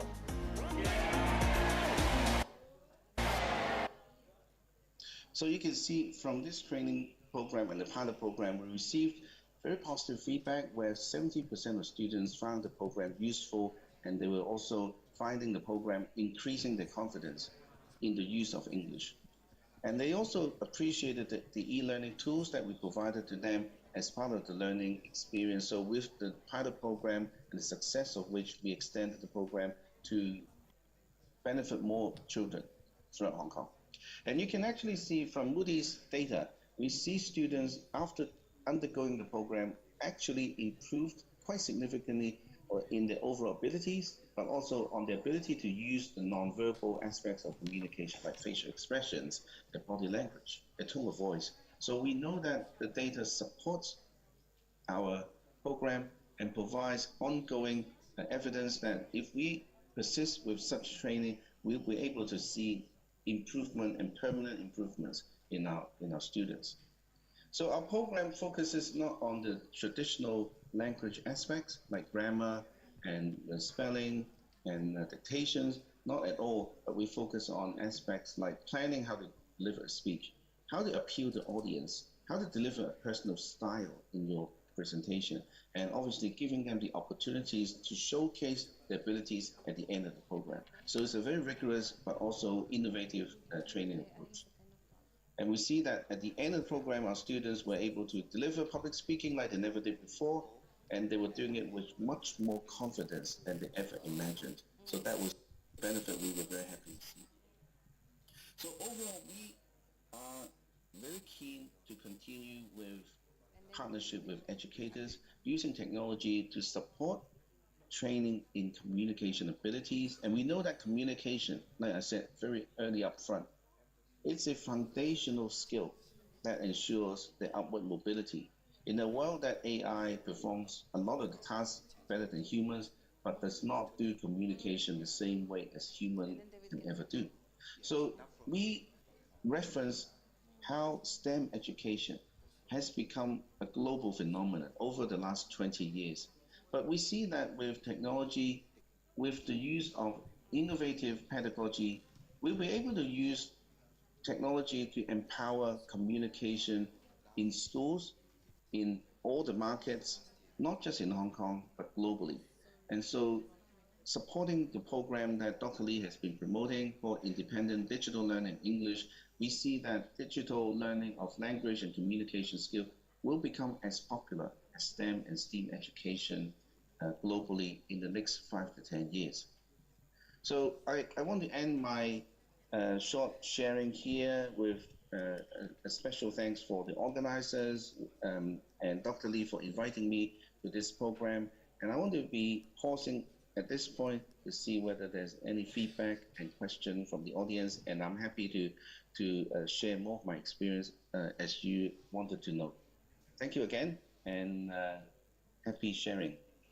Thank you so much, Pak Leung. Give round of applause for his sharing and also presentation and experiences. He has shared to all of us here about one kind of software called moodie.ai. I think it's quite relevant to us that actually technology can assist us in any relevant field. Right, Ibu Bapak, can we go to the next present panelist? Of course, sure. The committee has invited them. Of course, we need to get the most from them. Oh, you have one. Okay, Mr. Leung, there is a question. Yeah, please.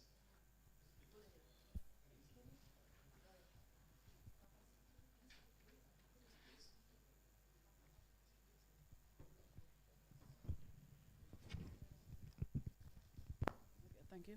Check.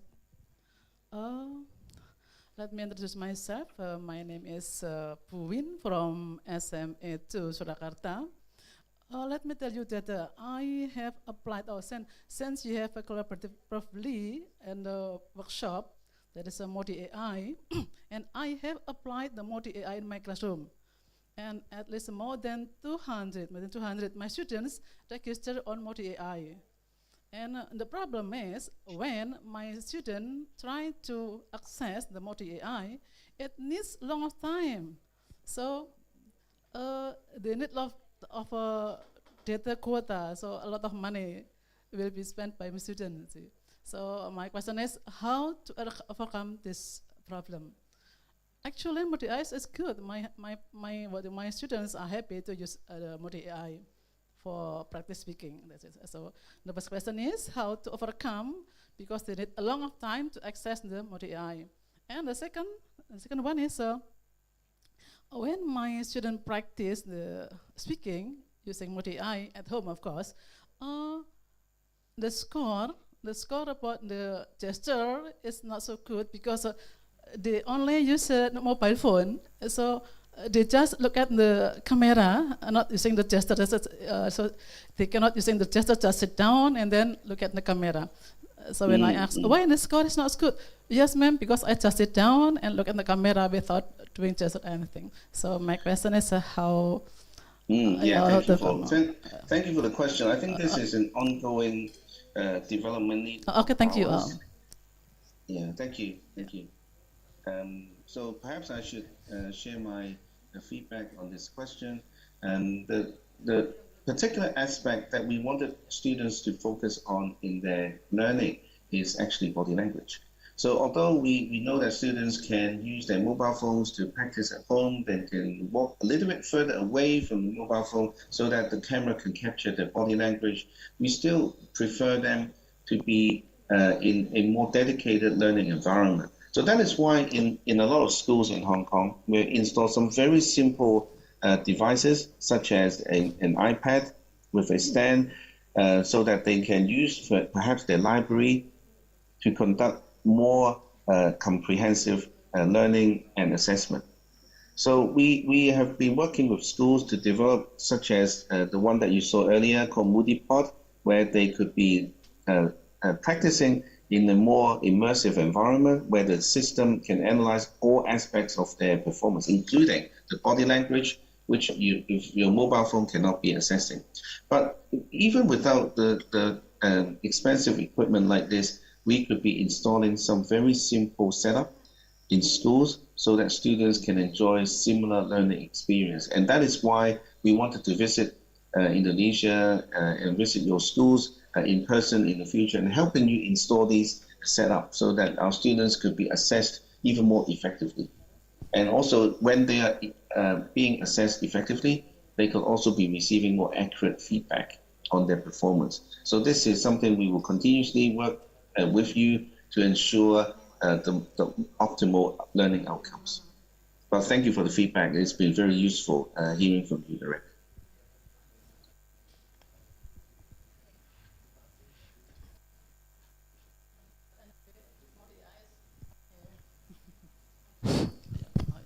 Let me tell you one thing. But anyway, moodie.ai is awesome for my students and for myself. Okay, awesome. Thank you. Thank you. Thank you. Okay, thank you. Really appreciate that. Thank you so much, Ibu, for the question. Shall we go to, oh, there is one more question. Yeah, please. Don't forget to indicate your name and where you're from. Okay. My name is Ahmed. I'm from Solo. Yeah, so I'm studying Master of Educational Technology in ONS, but I'm from Somalia. So I want to ask about moodie.ai. I saw that it has what we call holistic analysis, which means that your model can analyze communication, not only speech, but also can analyze the what you call the gesture language, sign language, all these things. Question is, yeah,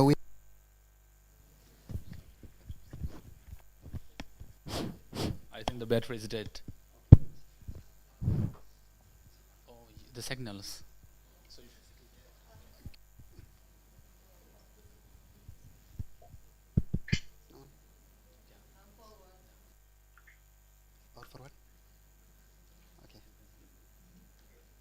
okay, I want to ask about your moodie.ai. Does it have what you call a strategy to evaluate a gesture language? For example, we have in our rural area, they communicate gesture language. For example, they communicate in whispering. They have a language called whispering. For example, if you wanna want someone, you want him by whispering for him. So it has that kind of what you call whispering language. So it's do you have any way that you evaluate for this sign or whispering language for your model? Yeah, I think we are in the earlier stages of our development, and there are a number of languages we are already able to use and be able to analyze with. For example, English, Chinese, or the Cantonese language that we use in Hong Kong.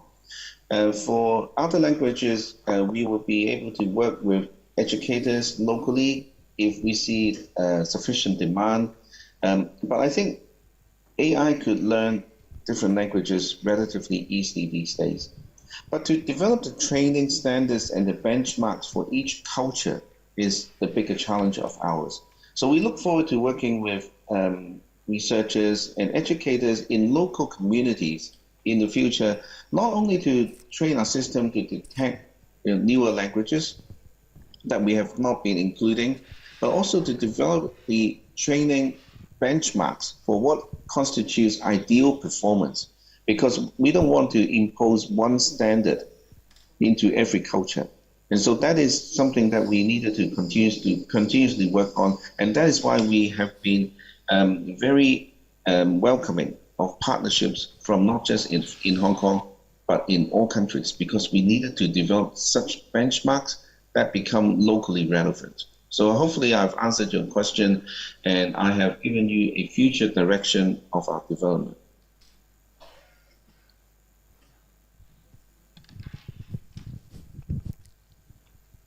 Hope that answers.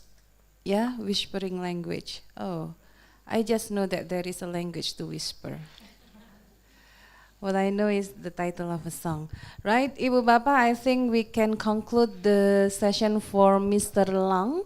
And Thank we you. can thank you so much and send my regard Appreciate to that. anyone in Hong Kong. Yeah, and I hope to see you all in person in Indonesia. Amen to that. And we can invite you to Malang. Yeah.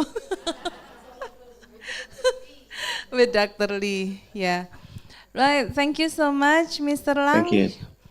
Shall we go to the next session with Mr. Dr. Lee, or his complete name is Mr. Ju Song Lee. Right. I'm honored and I'm what is ndredeg in English? nervous because Stanford University, I'm sitting next to the world's top 1% scientists in languages and linguistics, according to Stanford University.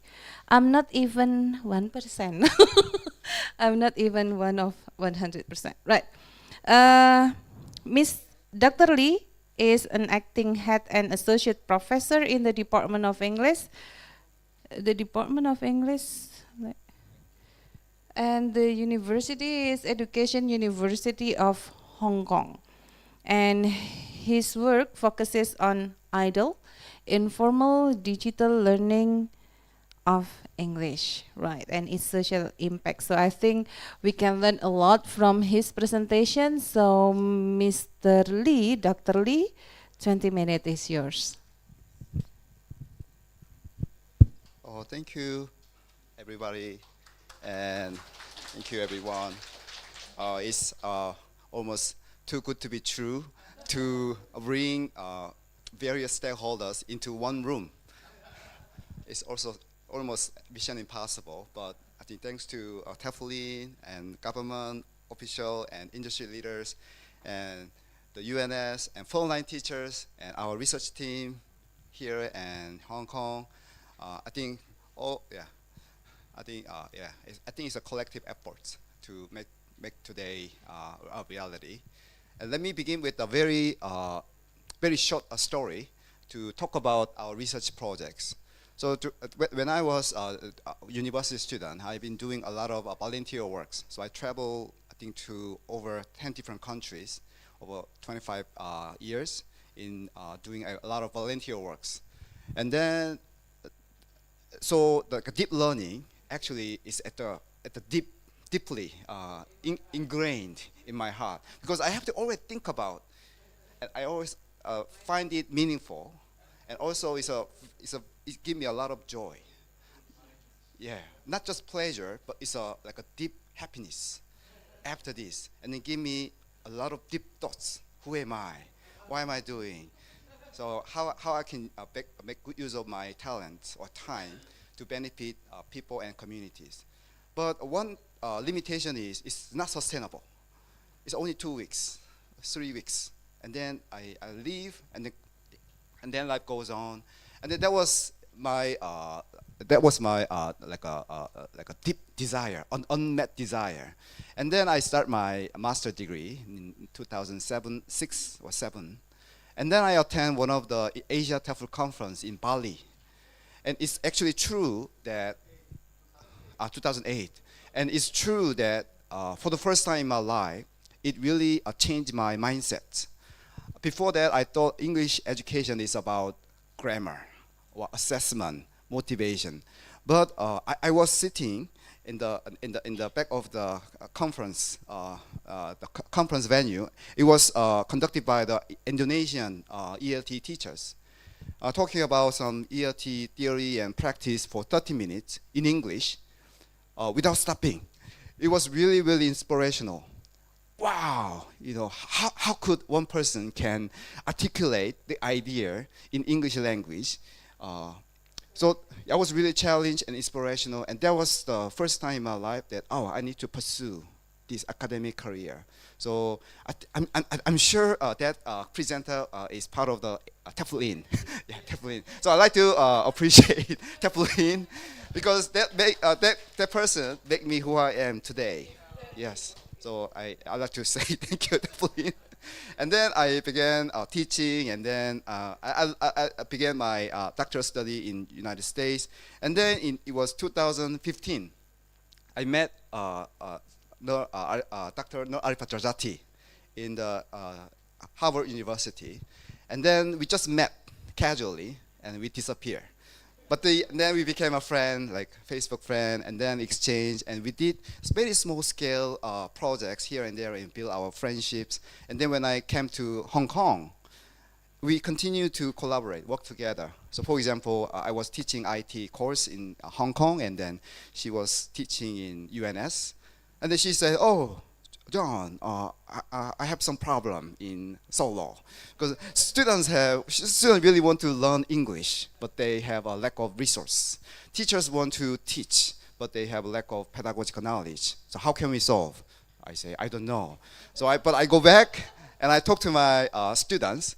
Oh, my friend from Solo said, oh, they have this problem. So let's brainstorm.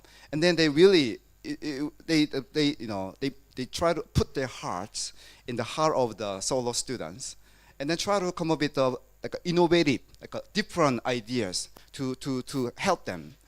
That was our first project. It's called the digital storytelling. So our students developed a digital storytelling stories, and then send a link to Solo teachers, and then they integrate it in as part of the after-school program. Although it was a small scale, I think it was a big beginning. But we never know, it became bigger and bigger because I got a grant, internal grant from our university, gave me 4 grants, and then they let me publish many papers in Indonesia. And then last year we submit external grants to Hong Kong government. It's now under review, so wish us luck. And then one of the grants provided by our university is called the Impact Case Study Projects. Meaning that I'm a researcher. I think it's very common, I think all around the world. Researchers, typical researcher is they spend a lot of time sitting at the desk, and then they read very big, thick books and literature review, and then I found research gaps, and then they come up with a research maybe design, and they develop instruments, and they collect the data and validate, or it work, and they publish. But the impact only stay within the academia. How many population academia? Maybe only a few, right? Maybe less than 5%, maybe less than 1%. How about the rest 99% of the people, everyday people who are living, working hard? So that was my dilemma for my first maybe 4 years of my career. And then I learned there's a term called social impacts. The social impact began with needs, real needs of beneficiaries, like your students and the teachers. And then after we understood the real needs of the problem, we defined them, and then we came up with the innovative approaches and integrated in collaboration with various stakeholders, like teachers, teacher educators, local partners, government people, the ELT organizations, and mentors, who have tons of wisdom and experience, and industry people, industry leaders, NGOs. It was very, very exciting because if you find like-minded people, although they are different background, we can actually tackle an important issue in this community all together, and that project can be sustainable, locally appropriate, innovative, and sustainable. So that has led to this project. And then together with the UNS and Teflin, we've been doing KT, capacity building project over the last 5 years. So this marks a fifth session, so which show we are very serious. we don't do it just like a portal or we are very serious. We like to invest our resources, our time, and bring our teams to here and to truly bring an impact on this community, to serve the people in this Solo and beyond other part of Indonesia. And then when I visit Indonesia, I think last year I came here 4 times, and this is my 5th time. And then I learned something, the real problem of this community. There are many problems, but we actually focus on this problem, that is enhancing English proficiency. And then we focus on the community. Our group is called the limited access communities. So limited access actually very broad. So it could be a language access, it could be a technology access, it could be a teacher access, resource access.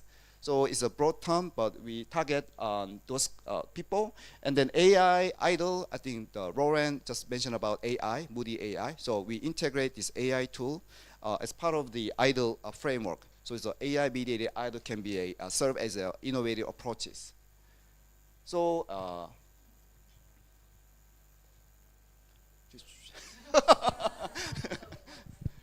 yeah, next. So when we do the research, what we found that there is a limited access to English resources in Indonesia, and then also there's a lack of opportunity, speaking opportunity in and outside of the classroom. And then when we look at the science and literature and interview and talk to the students and teachers and community people and parents, it actually, both of these challenges made a negative impact on students' enjoyment, like a learning enjoyment, and then also they felt anxious about speaking English.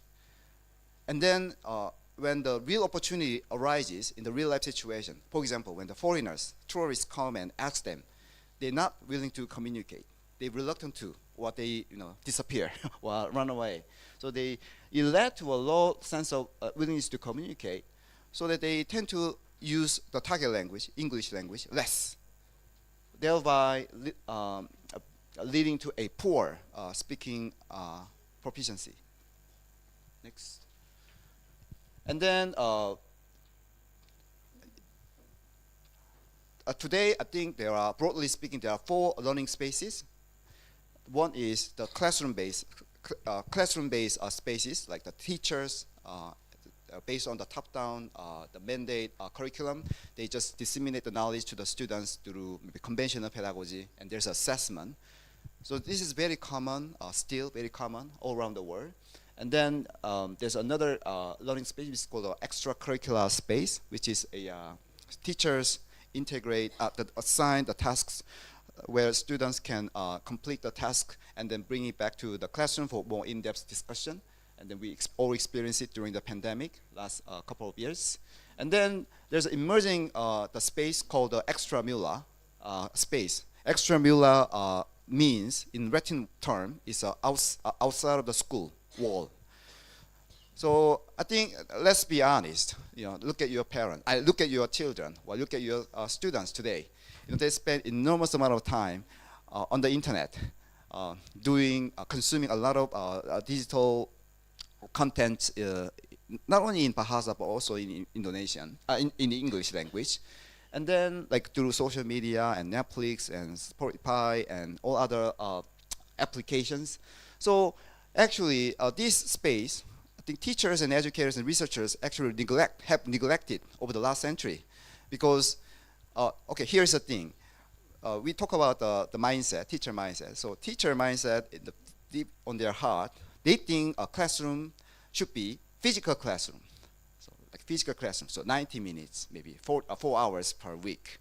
So this is a real classroom, and this is the only place learning takes place.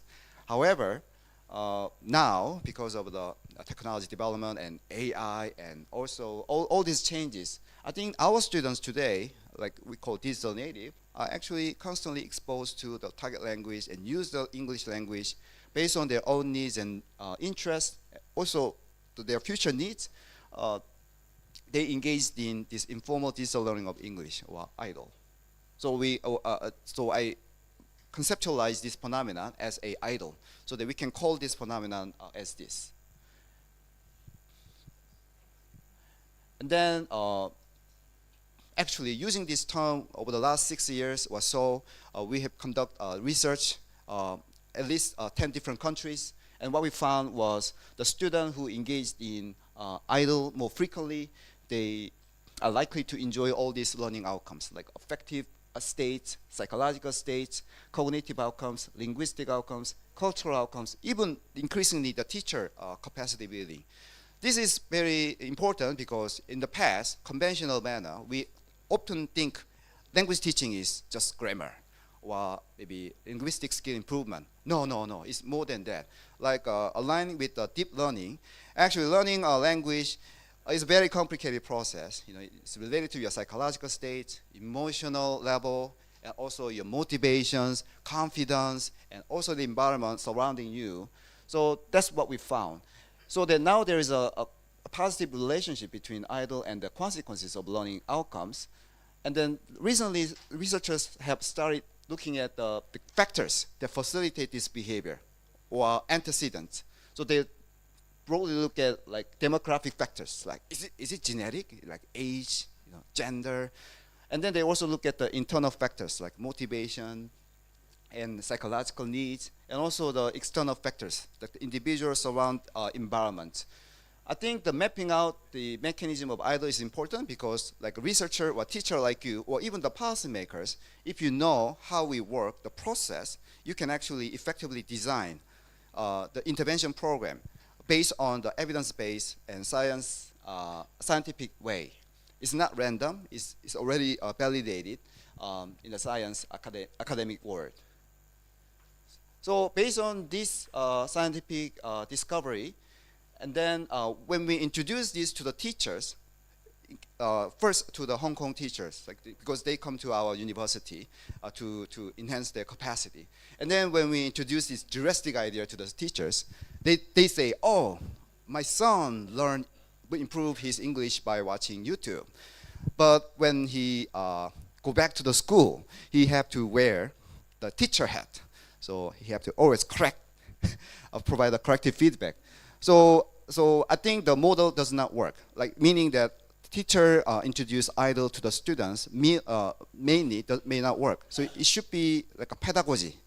Teacher need to create the locally appropriate pedagogy that work in their own context. So we create a idle continuum model, meaning that some schools are very conservative or very top down.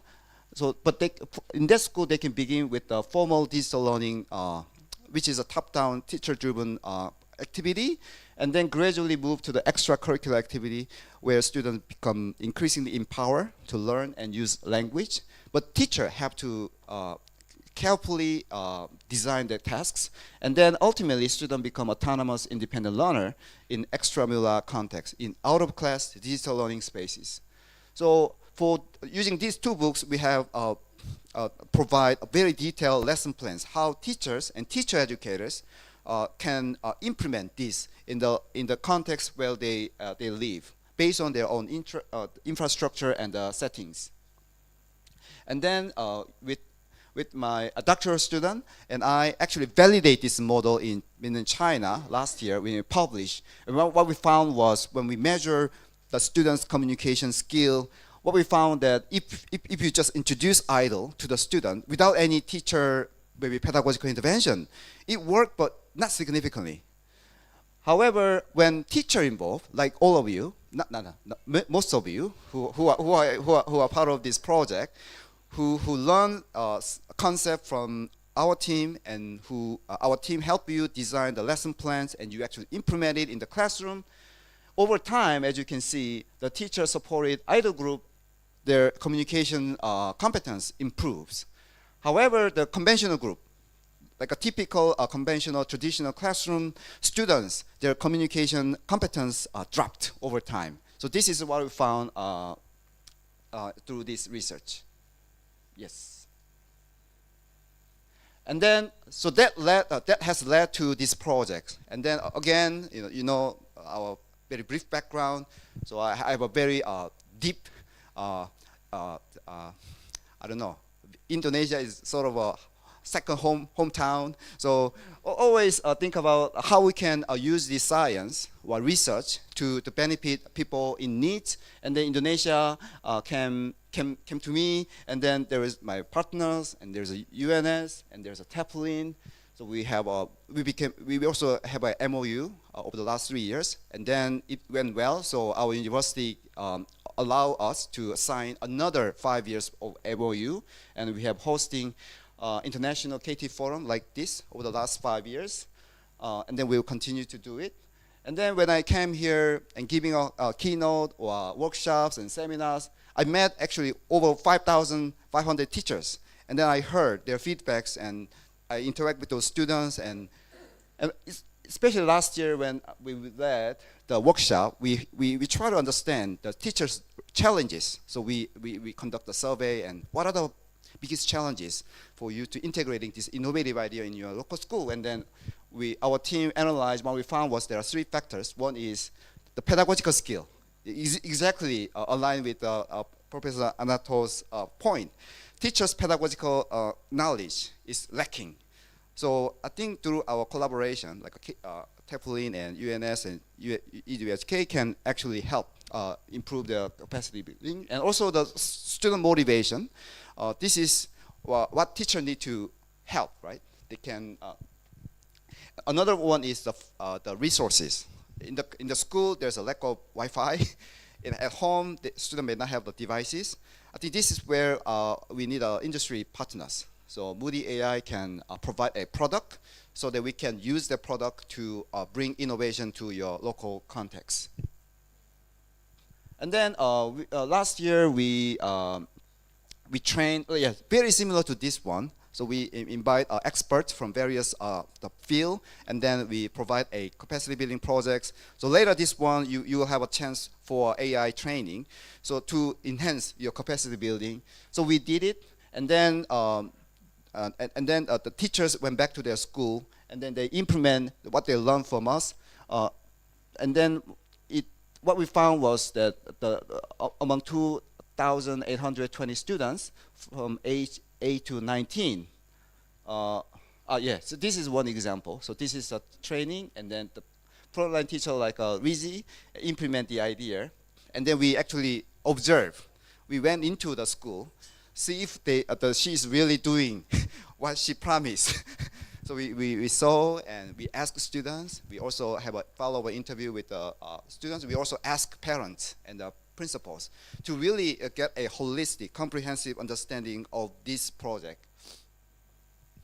And then this is our outcomes. I think it's very positive. Although we did not have a control group, and what we measure before and after this intervention across 2 months, what we found was that students' reading and listening time increased. Students' speaking practice time increased. Their sense of enjoyment increased. Their willingness to communicate increased.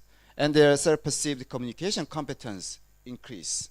And the school senior also adopt the IDOL model as part of their curriculum, so which show that the senior management of the school actually are serious about this, so and supportive.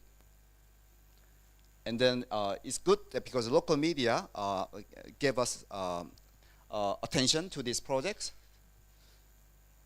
And then so now that we learned some, from the first season, we learned lessons. Now the second season that we are doing this week and over the next 3 to 4 months is we are going to have a control group to show a true effectiveness of our intervention, and then moodie.ai will be provided to all schools. So that you can, your student and you can use moodie.ai as many times as you want without worrying about the finance constraints. And then we increase more target teacher training program like this one. So meaning that next time we're gonna bring another the EDUHK team to here and then interact with you to enhance your teaching capacity. Yes, I think this is one example of the moodie.ai. I think we can skip this. and this is just very conceptual framework, how we work.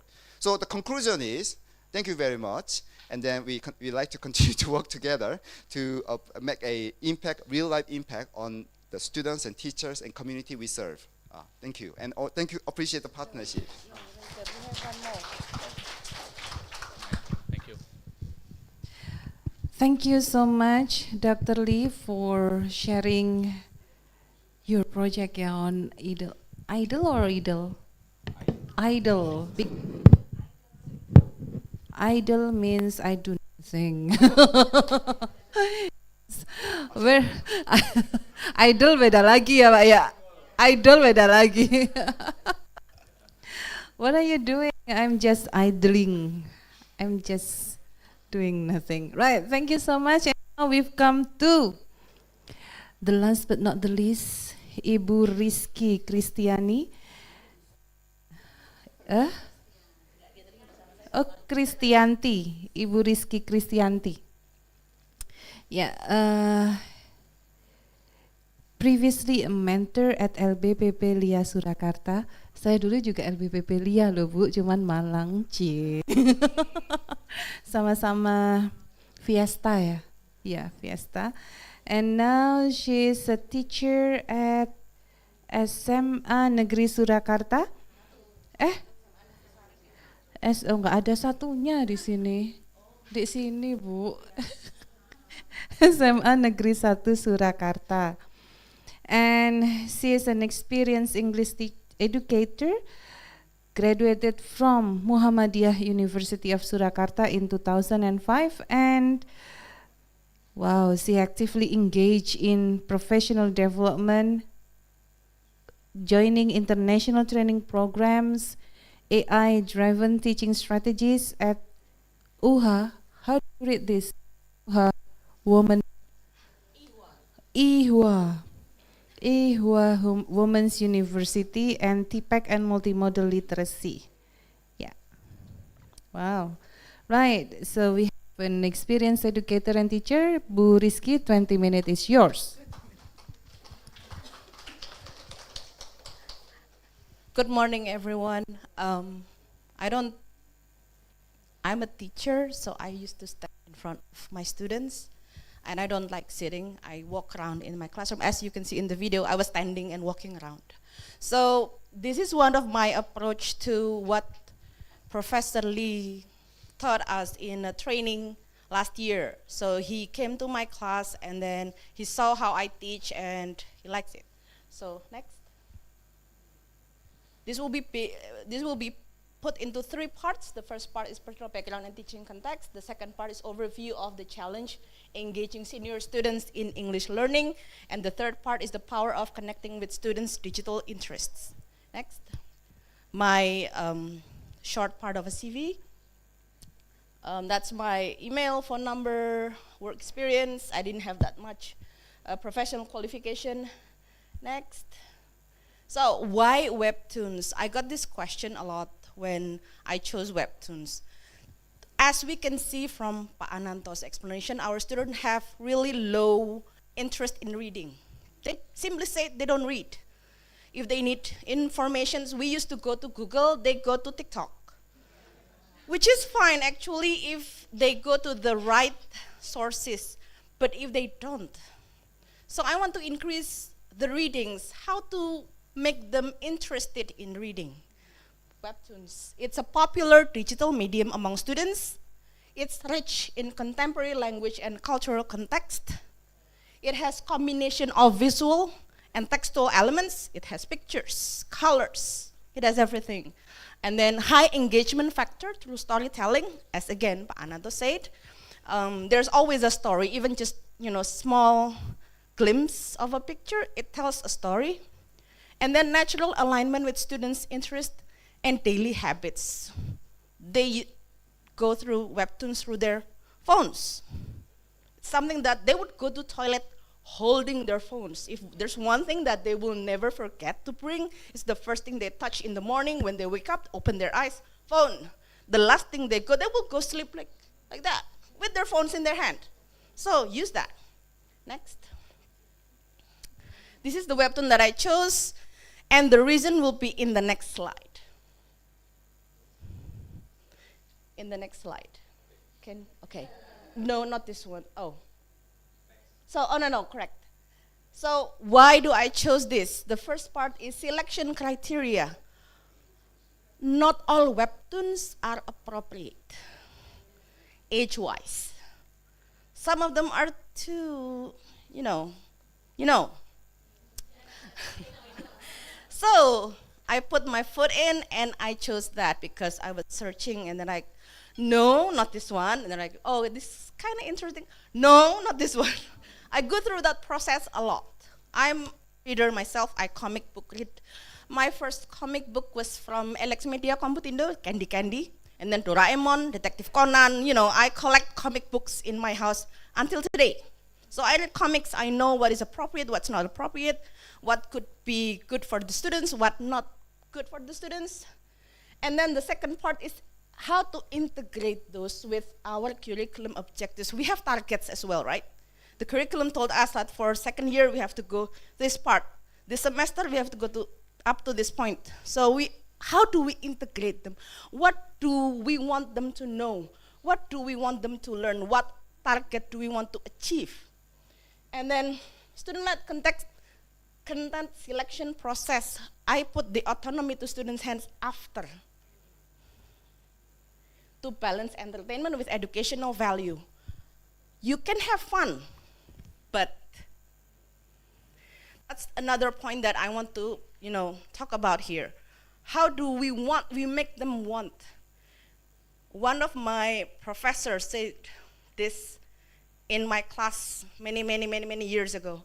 You can lead a horse to water, but you cannot make them drink unless they're thirsty. So it's our job to make them thirsty. How? One of the way is by using their POV. What do students like? Nonton YouTube, miss, but what kind of YouTube? What kind of YouTube? Next. So, in classroom activities, I divided them into 3 parts: reading comprehension, language production, interactive elements. In reading comprehension, so they're reading something. Finally, yay, they do something. Okay, good. What do they get from it? Character analysis, prediction, what is going to happen in the next chapter? What do you think? What do they say? What kind of person is this person? Which one do you think is the main character? Which one has, the side character? Which one do you think they are? Cultural context discussions. Webtoons are mostly made in Korea. So there's something about it. Instead of eating Indomie, they eat ramyeon. Instead of eating ketuk, they're eating tteokbokki. There's a cultural context in there that they, need to learn as well. Vocabulary building through visual context. This is what Professor Lee showed in my classroom. I showed them a slide, and one of the picture, the character was sitting, he puts his butt on a chair and go, so I showed that. And I asked my student, what do you think he's doing? What does he feel? What makes you think he feels that way? Oh, he's tired, miss. Why is he tired? Because he's working. What was he doing? Only working make you tired? No, he's also studying. Okay, what do you think makes him feel, is it only tired? He's exhausted. Comes with the new vocabulary. Exhausted. So we validate the students. We appreciate that they're coming up with the do not criticize. If we want to fix like the pronunciation, sometimes there's an H. You have a mistake there. I want to fix that. Hold your horses, ladies and gentlemen. It's not the time. If they're willing to speak up, you hold. You can fix that later. And never, you make mistake. No, I don't do that. My classroom, somebody told me, make your classroom a comfortable place, a safe space. No one is allowed to make fun of their friends. If your friends are making a mistake, pretend you don't see it. It's not your job to fix them, it's my job. So whenever somebody makes mistakes in my classroom, it's a mistake. They will be like, oh, I'm sorry, miss. It's fine, go on. Dr. Lee and the staff, they heard firsthand from my students how I told them that mistakes is fine, it's fine. Everybody does. So, next. Language production, they have dialogue recreation, role playing. It means that they understand the context. The language is not only the words, but also the feeling, the tone, the cadence, the visual representation, the body language, like the Mr. Leung from moodie.ai said, the body gesture, the facial expressions, dialogue recreation, role playing. Story continuation exercises. What do you think the story will be? If you were this person, how would you want the story to end? They come up with a lot of, what ifs, and I like that. Written responses and creative writing, they must be, they're busy writing something. They found new vocabularies, they found a way of using something. They're willingly, like I said, make the horses thirsty. Next, interactive elements. Sometimes they don't like it when they have to speak in public. So make them speak in public, smaller public. Group discussions, plot developments. What do you think about this episode? And then those who are willing to go forward, they can have a presentations on their favorite episode. So from this One Piece anime or One Piece story, I like this part where he was doing this. Peer teaching of new vocabulary, I gave the video to Dr. Lee yesterday. One of my students, she's really good, really smart. One of her friend, a classmate, came to her and asked, can you teach me how to pronounce this? I don't know how to pronounce it. So she was like, giving him the step-by-step of, I don't do something, I just let them be. One of the way in my classroom, like if you come into my classroom, it will be messy, it will be noisy, it will be students doing their things, but they're doing something that I want them to do. It's no time for students to, sit down, sit straight. No, they can be rolling on the floor. Miss, I'm tired, I just had 2 exams. Can I write this down while lying on the floor? Sure, lying on the floor. You can see all sorts of, one of them start to have a paper fight with the other students, to draw out their excess energy. That's fine, as long as it doesn't bother the class next door, that's fine. But they're learning something, they're doing something, that I want them to do something. Next, what did I get? Student engagement increased. Improved vocabulary retention. Sometimes it stops to a certain point, but when doing webtoons, unlimited. They always find a new way of saying something. Enhanced cultural understanding, which we all need. Better class participation, and natural language acquisition. I don't teach them, they learn it by themselves, which is what the IDLE is about. Next. Students' feedback, positive. Open your phone, yay! Check out the website that you use to open Webtoon, yay! Increase confidence. I want to, but I cannot, so I ask my friend. Oh, no, I can. I come forward. Will I be humiliated? No. Safe space. Greater motivation for self-directed learning. That's what they get.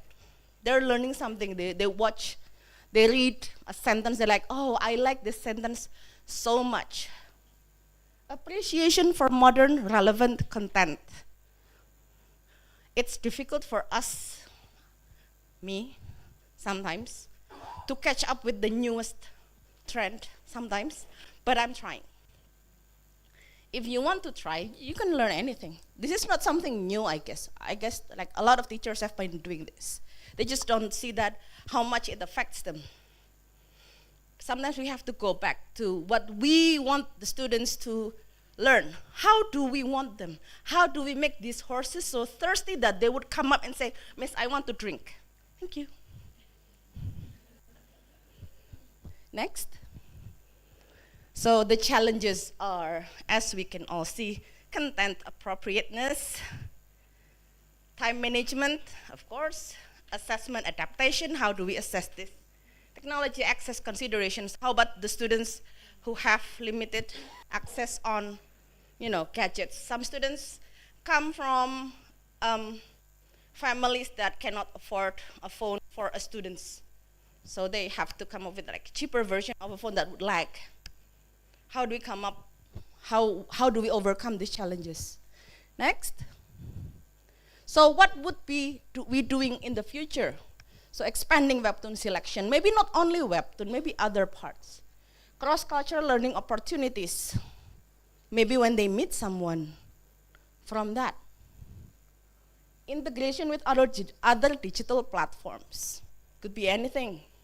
And potential for students to create themselves, create their own. I have one student from 2011, she likes drawing so much. Her books are full of pictures, it would be sloppy, it would be, now she's a webtoon, she's one of the creator in webtoon, officially.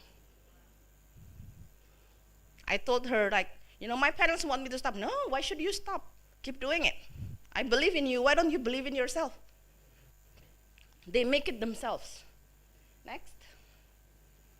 So the conclusion, success factors and key takeaways, I've told you all before. Recommendation for implementation, it could be anything. They could be come up with the story. Maybe we can go develop that too. We can see the content in Instagram. She's a 10, but she has no parents, living with her stepmother and her two stepsisters. Guess who? Cinderella.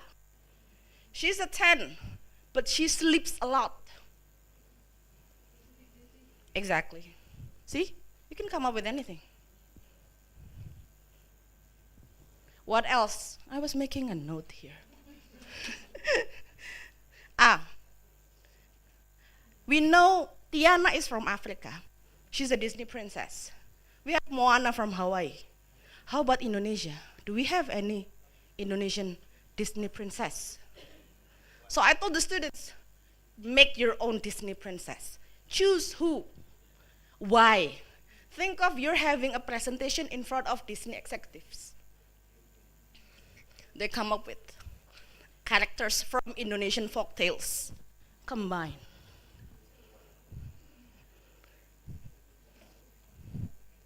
Alternate universe. Some of my students like fan fictions. Make your own alternate universe. What if Bandung Bondowoso is in modern setting? What do you think the story will be? Will they build, make me not 1,000 Chandi, but make me 1,000 startup. Make me 1,000 applications. You're teachers, you're skilled, you know what to do. Thank you very much.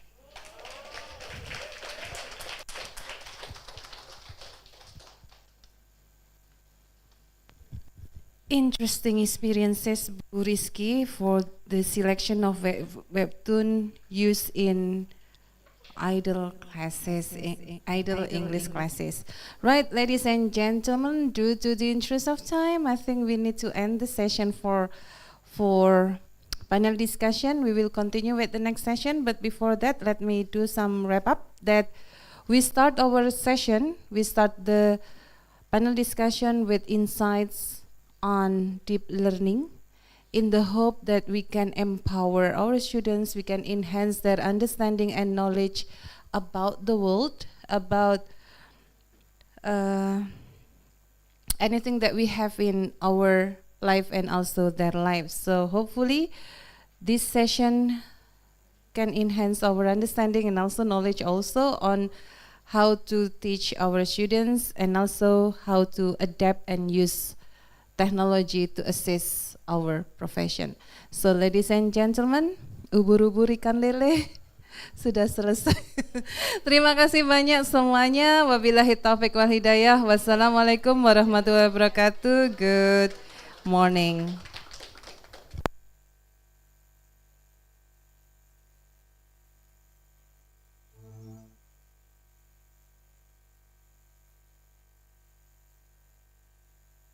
It's more Okay. intimate and personal. Yeah. Yeah. Nanti saya dimarahi Bu Nur. Okay. Yeah. So yeah, please.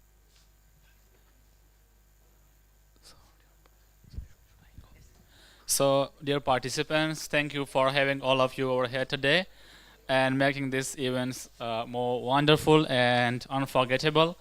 Now it's time to hand over some beautiful gifts from Hong Kong from Professor Dr. Seong Lee. So I invite Professor Lee to come onto the stage. Professor Ananto, yeah. So I honorably inviting Professor Dr. Ananto Kusuma to have the gift from Professor Dr. Seong Lee.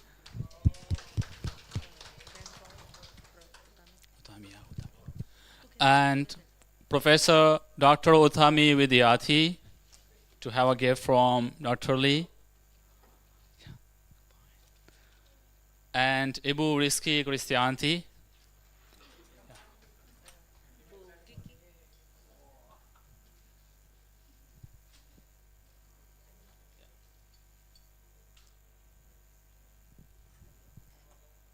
Yeah. Professor Utami Widiati.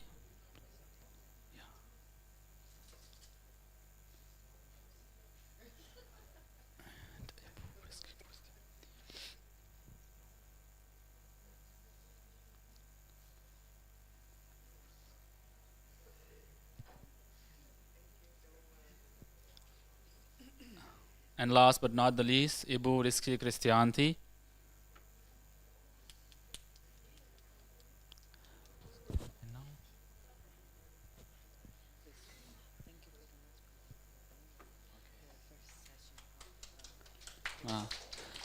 So thank you, Dr. Lee. Thank you, all of you. So it was the end of the first session. After that, we are having the second session for AI training. And after that, we will have the ending. Yeah, so yeah, yeah, okay.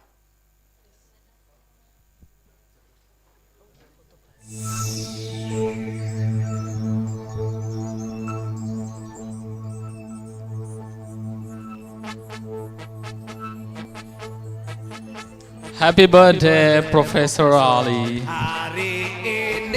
Yeah.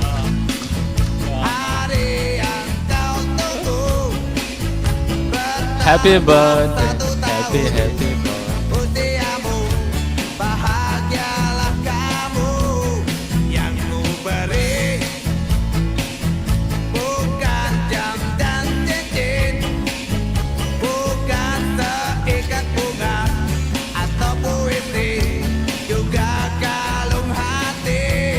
Yes, please. Bukannya pelit atau gak mau, gak modal dikit yang ingin aku beri padamu doa tulus hati. It's a really surprise. Birthday surprise. I didn't really expect to be like this.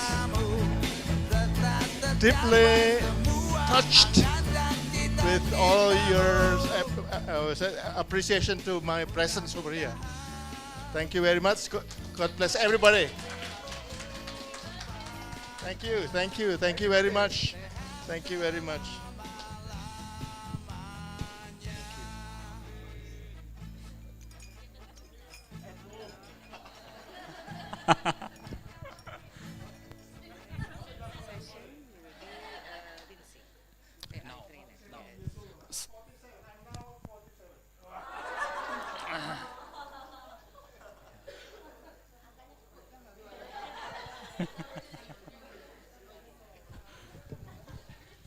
Session is gonna start now, right? Let me announce the second session. So, dear participants and honorable teachers, we are moving forward to have the second session, which is about the artificial intelligence training for teachers and educators.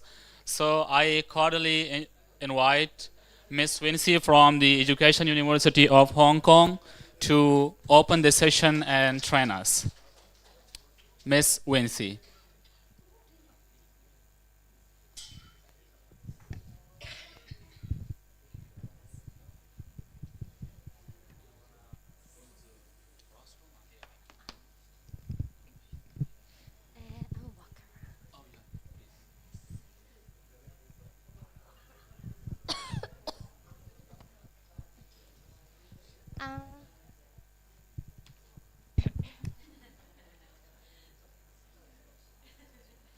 So, hi, how's everyone doing? I'm sorry I'm sick, so my voice is a little bit off, but I'll try to speak slowly to enunciate so that you can understand everything. So this is my cheat sheet. Nama saya Winsy. Selamat pagi. Apa kabar? And selamat datang. So, I understand that we have a very long morning, so may I invite all of you to stand up, stretch a little bit, yeah, and make sure that we can stay healthy during the flu season, okay? Yeah, once you're done, feel free to sit down. So I understand that there are a lot of sessions in the morning, and it's about how we can use idle. And it's an honor to follow all guests, and particularly Miss Rizky about the webtoons. I enjoyed that part a lot. So other than webtoons, I would like to introduce an app that is called moodie.ai and how we can use it in the classroom. So before we begin, may I invite all of you to fill in a survey, and you can take out your phone and scan the QR code, and if you have received the PowerPoint, please click the link on your computer, so both ways work fine.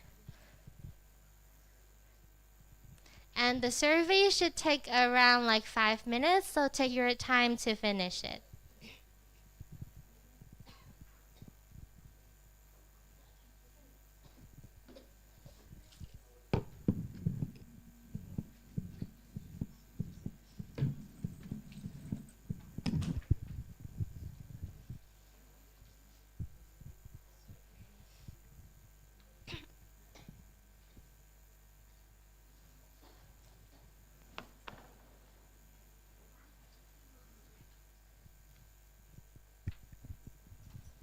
If you cannot access the survey, please raise your hand so that we can come and help you.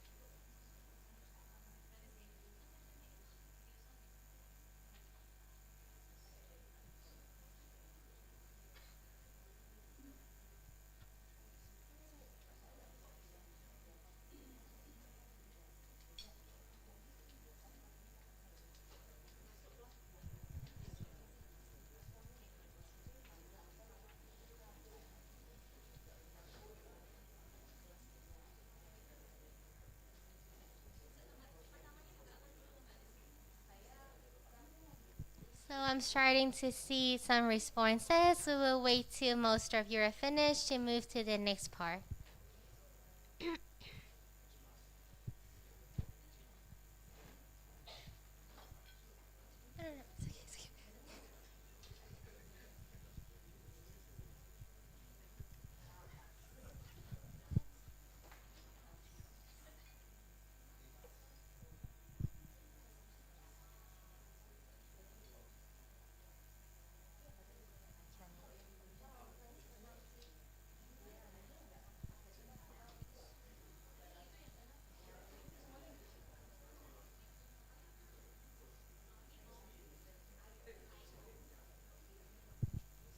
Okay, so if you haven't finished, please take your time and then complete it while you listen to the next part.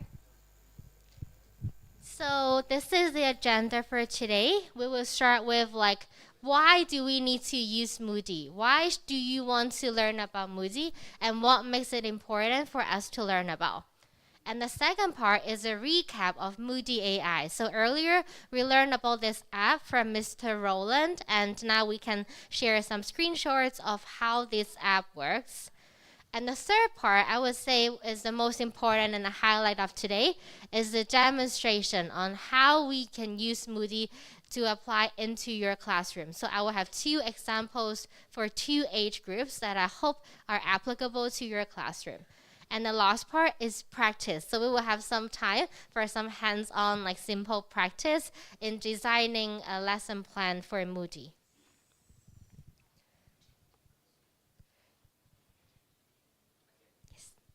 So we learned from Professor Lee that IDLE, informal digital learning of English, can actually begin in your classroom.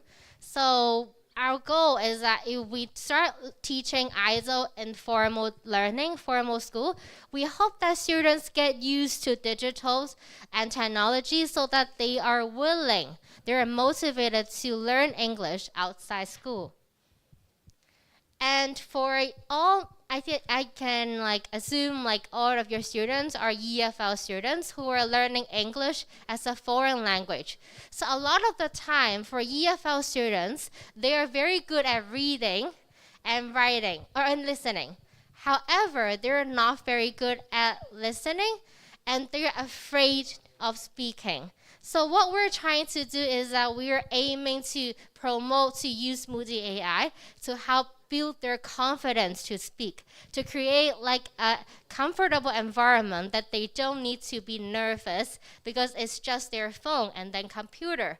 And they can do it anywhere, anytime, in a safe environment for them to practice speaking so that they won't be scared to speak in the future.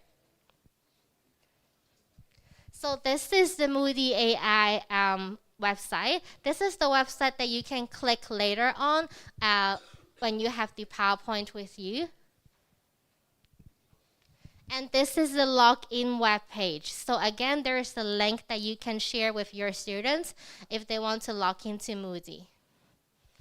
So once they log in, this is the overview. As you can see my name, like good afternoon, like Winsy, and you can have like new project, my progress, and academy. So this is in orange color because it's for the students' layout, not our layout. Our layout is in green color because we are administrator. We can assign and create projects for the students. But I'm showing you the students' layout first.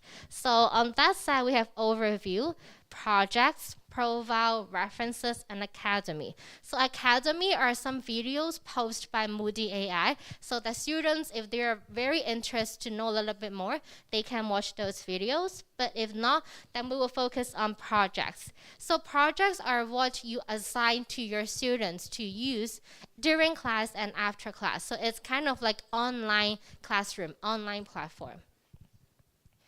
And in the performance page, they can find their videos on that side and their overall score on the right-hand side.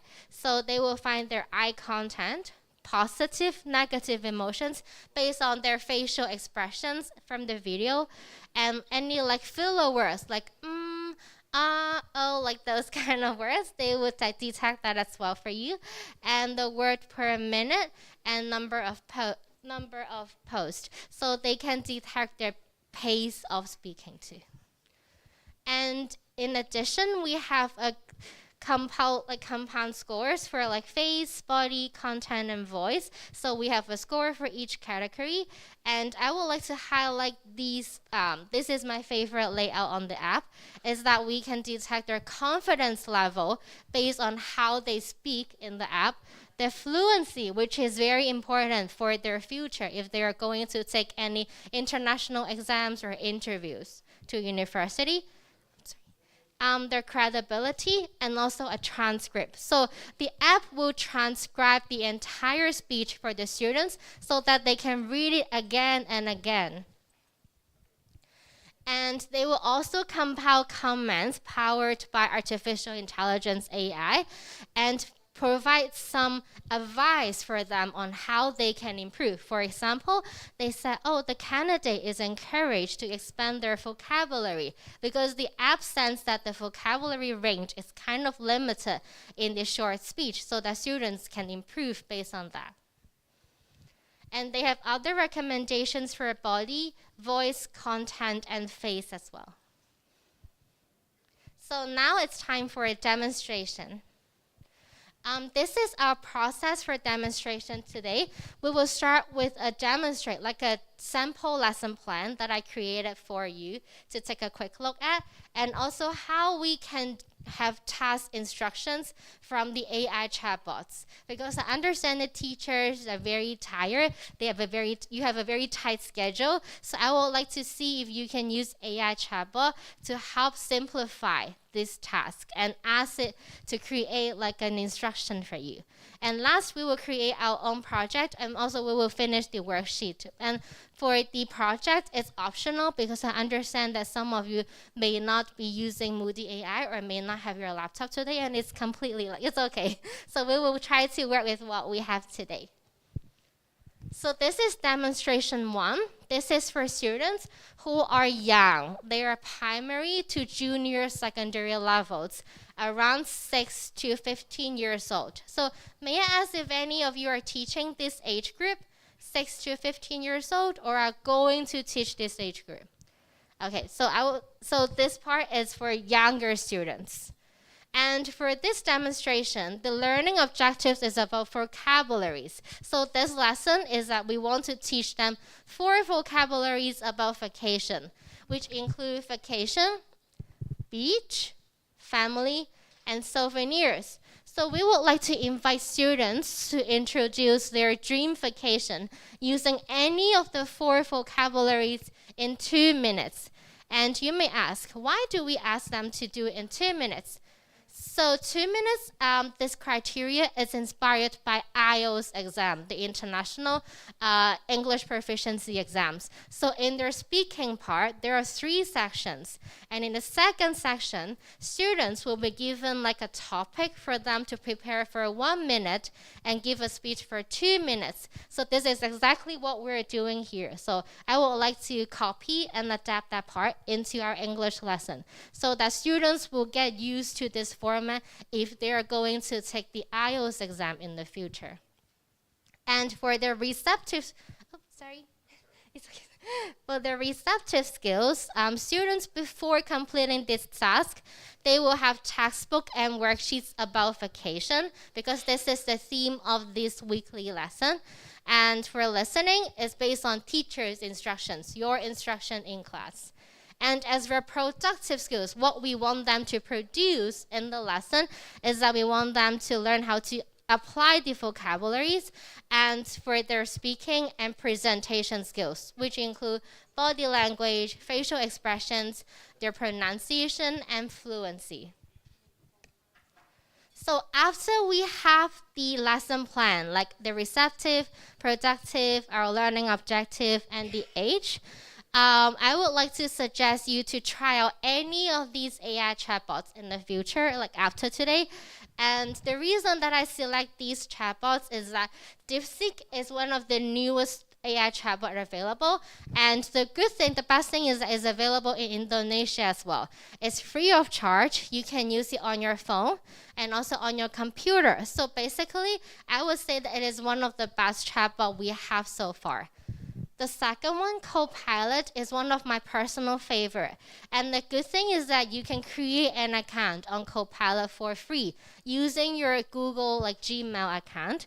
And in that case, it can save your search history and also already chat history so that it will be easier for you to follow up next time. Before these two chatbots were available, I was using Poll. So Poll is available for free as well, but there is one downside is that it is only limited to GPT 3.5, which is not like GPT 4.0.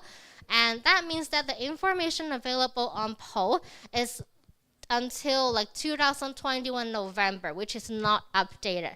However, if students want to search any past information, they can use Poll because Poll is very easy to download and easy to use online, and it's completely free. And the other two chatbots are suggestions for you to try out later. So by using these chatbots, I create a one-sentence prompt for instructions. I asked the AI chatbot, write a one-sentence prompt to guide students to share their dream vacation using any of the 4 vocabularies. And I list out the vocabularies for the AI chatbot. So let's see what they gave me. So based on my prompt, the AI chatbots provide me with this sentence. Tell me about your dream vacation with a blanket, beach, family, and souvenirs. So what I did is that I copy this prompt and I use this prompt to create the project on moodie.ai. And this is what I have. So I put down the project name, which will be shown to your student when they open moodie.ai. The mode, I will select default. The audience size, I will select single because this is an individual task for students to complete after class. Age group is young, language, English, and recording time. So recording time here, the unit is in seconds, So if you want them to speak and record for 5 minutes, please put down 300, and it applies to all time limits too. And for the content, I copy and paste the one that AI chatbot created for me. Tell me about your dream vacation, beach, family, and souvenirs. And then I upload a cartoon to attract and captivate their attention so that they know that this project is about your dream vacation. And now we'll move to demonstration 2. So this is for a high schooler. So if you're teaching high school students, it will be more applicable to you. So this time our students are mature. They are senior secondary levels to university. So they're age 16 and above. For learning objectives, it is more complex this time. It's not only about vocabularies because we want to train them for their critical thinking skills through learning English. So we want to train them to be able to form an opinion and share their views on a global topic. This is our goal for the high schoolers. And for these skills, it is applicable and very useful for them in both academic and professional contexts. For example, when they interview for a job, then they may be tested for their problem-solving skills and also their critical thinking skills. So for our receptive, what do they need to read and listen before using Moodie? Is that we would like them to read a piece of news that you can provide during class and to listen to your instructions. As for productive skills, we would like them to train their critical thinking skills to form an opinion on a global topic. And at the same time, we want to test their pronunciation and fluency and their presentation skills in the future. So again, I asked the AI chatbots to write a one-sentence prompt. And this time, I picked the environmental-friendly topic. I selected the law bans on plastic bags and environment, which is very popular and going on everywhere in the world, including Hong Kong. So we ban all kinds of plastic forks and bags, and you need to pay extra money for that. So this is what I picked for the students. And in the end, I have this one sentence prompt.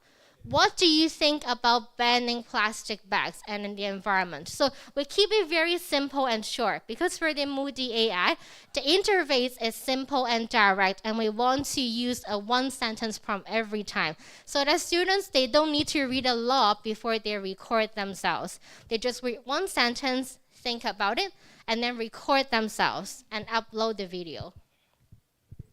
So this is the layout that I did. Again, I used the default mode, single audience for individual task, mature age group, and I select 300. And the reason that I select 300 is that students, sometimes they will overrun the time. So if I set it to 2 minutes only, maybe they will get cut off. However, if it's for 5 minutes, then they get to express themselves a little bit more, but still they understand that it is more than 2 minutes. And the sentence is, what do you think about banning plastic bags and the environment? So we have went through 2 demonstrations, and you may ask, what's the next step? The next step is for you to practice. So I'm going to borrow the computer here if it's okay, so that I can open the links and the worksheets for you.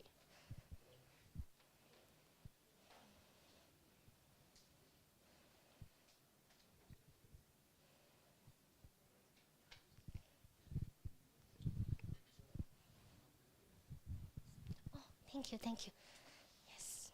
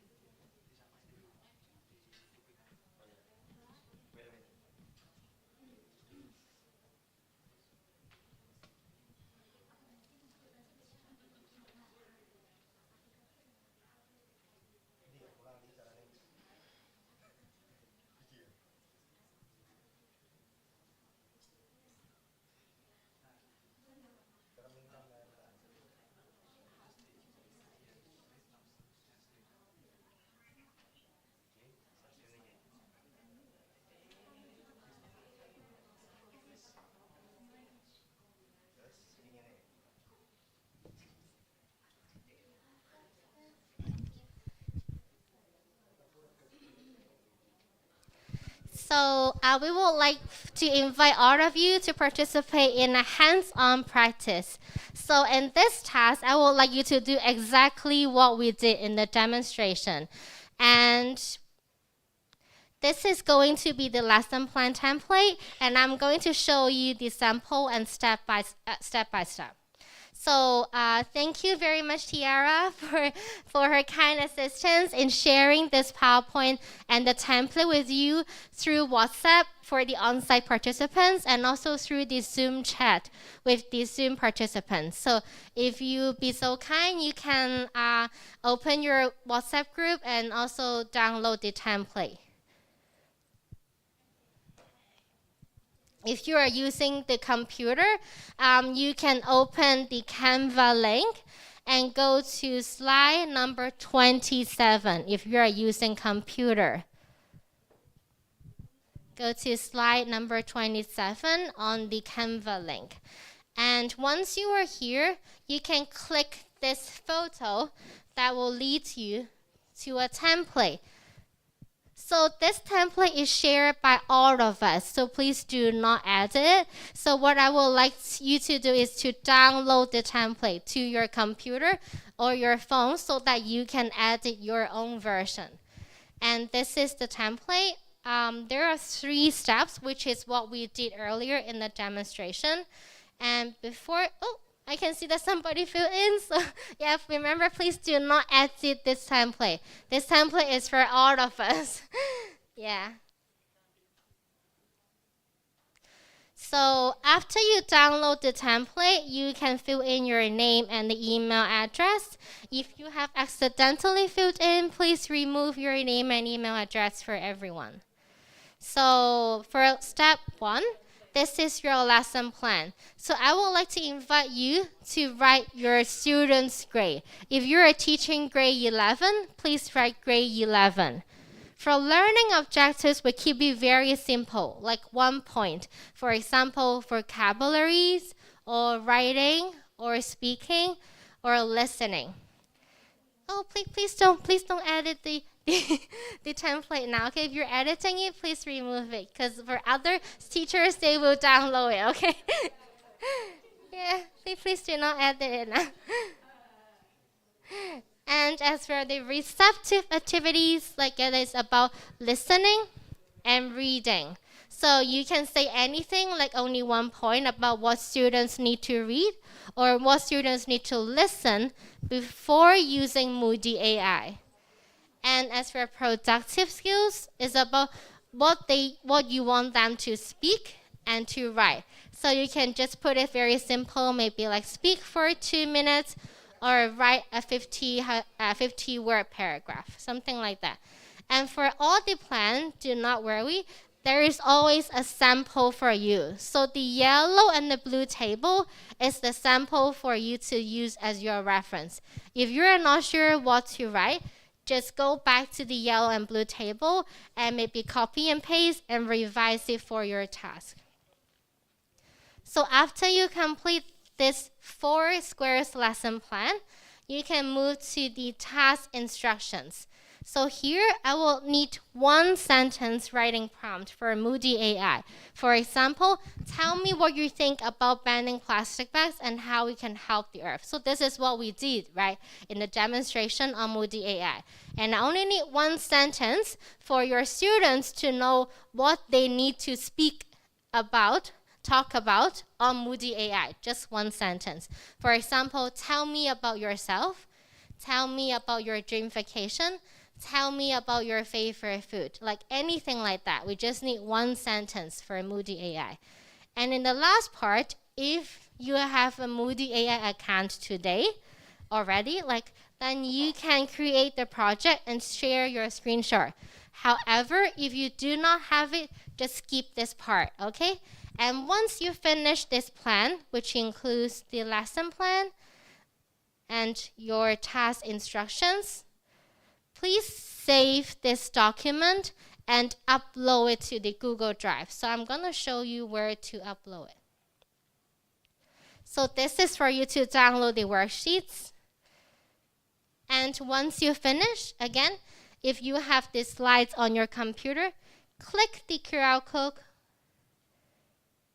and it will lead you to a Google Drive. If you are using your phone today and you would like to share your Google document link, you can open this file and put in your name, school name, and Google document link. So this is for all teachers who are using your phone to finish this worksheet. If you are using your computer and you download the Word file, please drag and drop your file and upload the file to the Google Drive directly. So no matter if you're using like computer or your phone, I would like to invite all of you to use your full name as the file name so that we can identify and find your worksheets. So any questions? If you're using computer, you can upload the file. If you're using your phone, you can share the link. So we're very honored today to have Crystal and Queenie from the Education University of Hong Kong, and all 3 of us are going to help guide you finish the worksheets. And let's aim maybe for 20 minutes for today to finish it. So if you have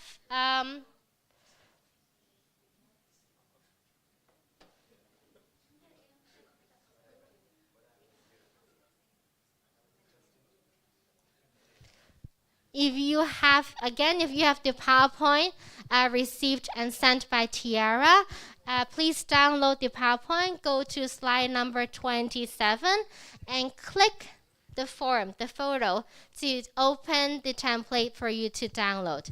If you are using your phone, scan the QR code and then download it on your phone so that you can edit it.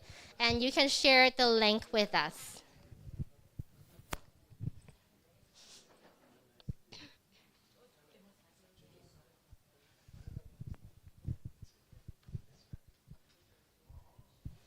Okay, can we keep it here?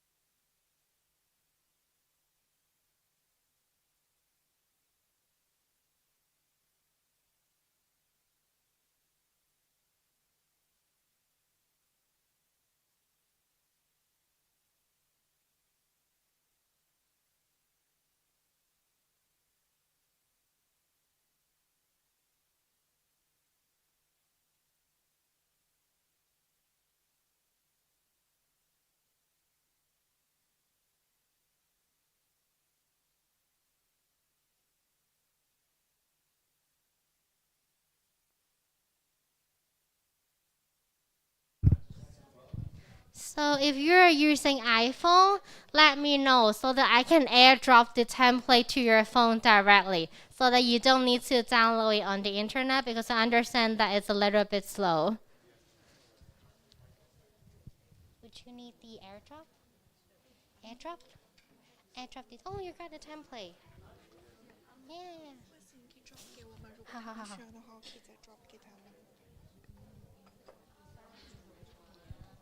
有你吗？可以可以。我觉得这样可能快一点。对对，因为他们有的没有酒店的 WiFi。好用电脑。So do you need me to airdrop the template to you? No. Airdrop. No. Okay. Do you need the airdrop? No.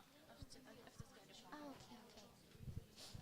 Do you want me to airdrop the file to you? Oh, you got it? You downloaded it? Okay. Do you need the airdrop? The template? Oh, okay. Hello, do you need the airdrop? Airdrop? Yeah. Oh, or do you have the WhatsApp group for today so that you can download the template directly? Yeah, because like TRF shared the template, but it's okay. I can airdrop.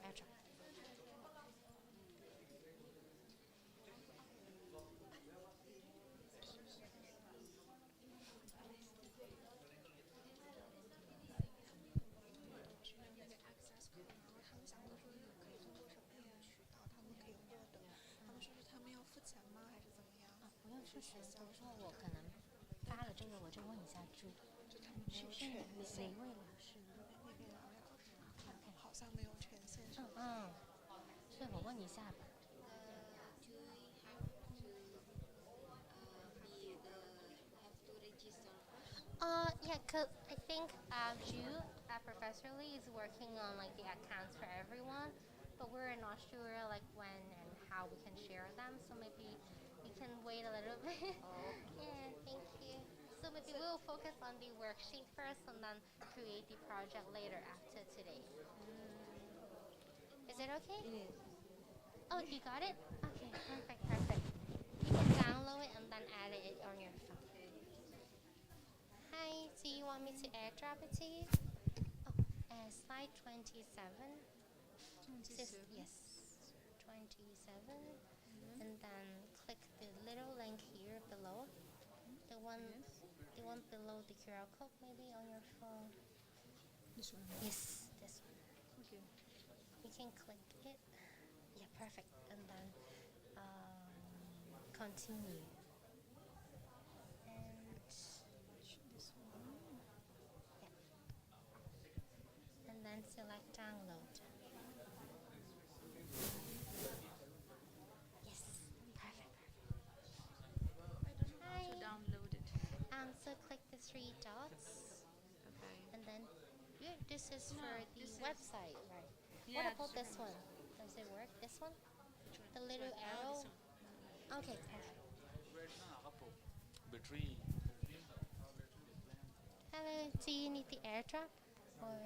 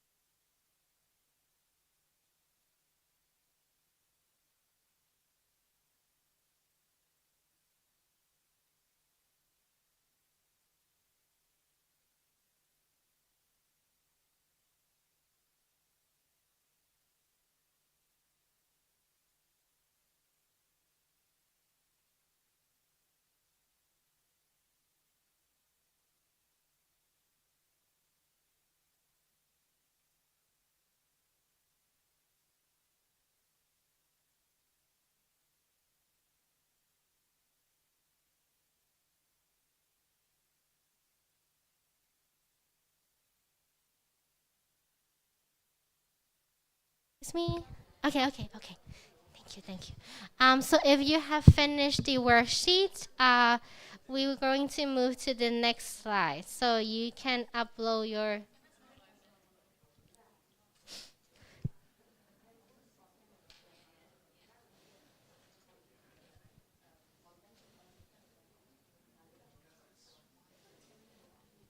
So if you're finished the worksheet, you can start like uploading your work. So again, if you have the Canva PowerPoint, go to slide number 28 and click the QR code, which will help you open this website for you to upload the file. And if you are using your phone to finish the worksheet, you can go to the same link, open for Google Documents only, put your name, the school, and the Google Doc link here so that we can access it too. We can read it too. So I'm going to keep this page open, but if you need the QR code, let me know so I will change the screen and go to the PowerPoint and the QR code for you.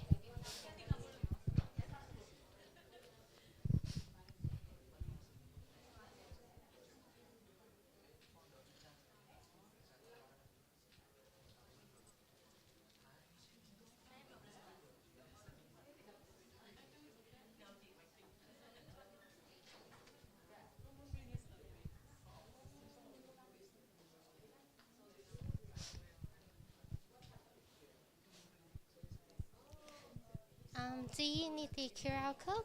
The QR code? Or good, like upload the work. Oh, you're working on it? Working on it?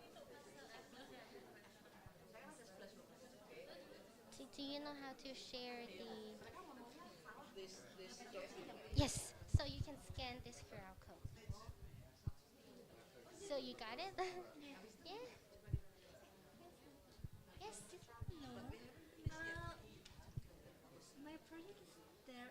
Oh wait, you got something. You got many projects like going on. But in here there's no my project, but in assignment still have. Where is it? Assignments? There is an assignment talk about healthy food, but in projects I search there is no.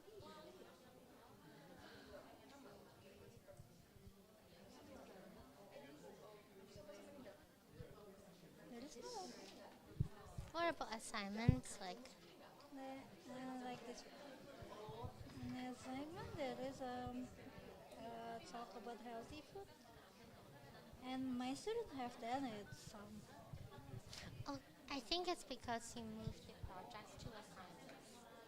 So our goal is that we want to move everything. We want to assign the students to do. So assignments are more important. Like projects is kind of like your job. You can create like 100 projects and then assign 5 to your students. So as long as you have that results in your assignment, then it should be okay. Yes?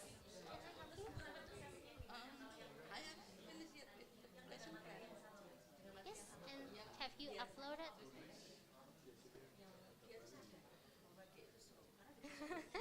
I open.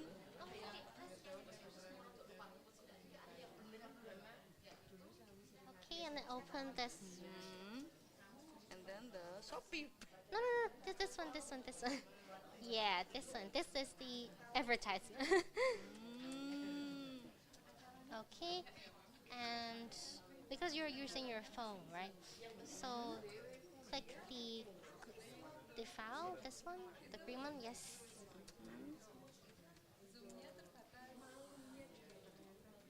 And then type your name, the school, and share the link. Copy and paste the link here. Of the lesson. Yes. When I don't have moodie.ai, so I just skip the step. Yes, perfect. Do you need help? Or do you have any access code? Oh, okay, but do you have the worksheet? So we'll focus on the worksheet today. So you can upload the worksheet and then, yeah. So this is a practice. Yeah.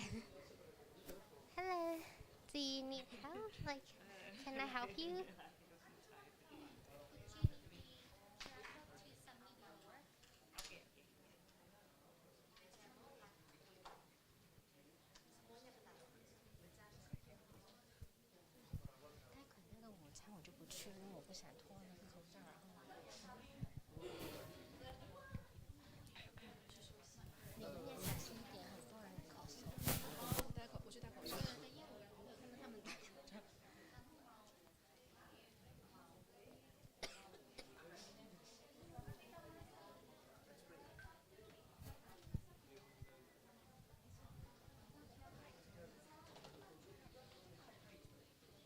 Thank you so much. Yeah, stay healthy.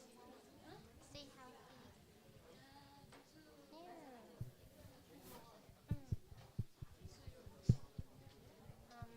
Everything just a little bit like sneezing, like coughing.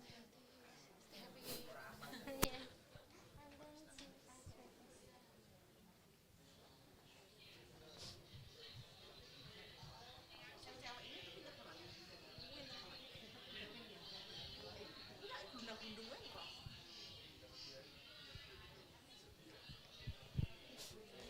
So I can see that some teachers have uploaded their work here. So for teachers who haven't finished uploading, you can continue to upload your work because I will keep this Google Sheet open for the rest of the day so that you can upload your worksheet anytime. And if you do not have access to Moodie.ai, don't worry about that today because we're focusing on the worksheet only, like how to create a practice for your lesson. And if you have finished everything, I would like to invite you to fill in the survey again that you have filled in the beginning of this session. So you can take out your phone, scan the QR code again to fill in the survey. So this will be the end of this session. It's for your completion of the survey.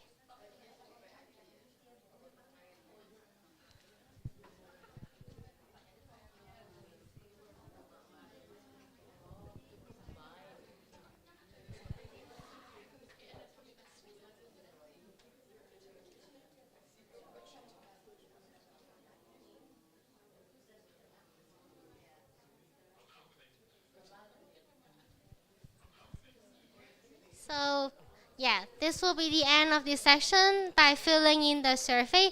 So if you are using your phone, you can take out your phone and scan the QR code. If you are using your computer, please click the survey link.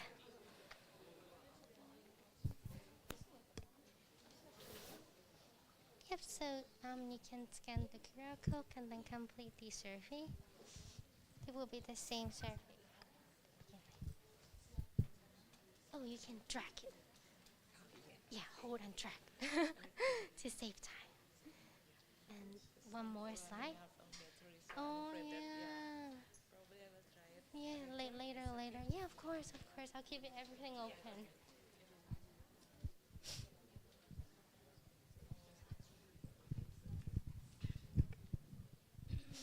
So again, if you haven't finished your worksheet, do not worry. I will keep the Google Doc link open. So you can copy and paste and share your file with me anytime. If you are using your computer, you can upload your file anytime today. And I understand that the internet and the battery levels are a little bit like slow and low, so do not worry about that. We're just trying to demonstrate and show you how to design your lesson with Moodie.ai or other AI technologies. And if you have time, you can take out your phone and scan the QR code. So this is the same survey we complete in the beginning of the lesson. And the reason that we're doing that is that we want to see if there are any changes before and after this section. So they will help us design our section better next time for the next knowledge transfer. So maybe 2 minutes for everyone to fill in the survey. If you do not have internet access, do not worry. You can fill in the survey anytime today. So I will keep that open too.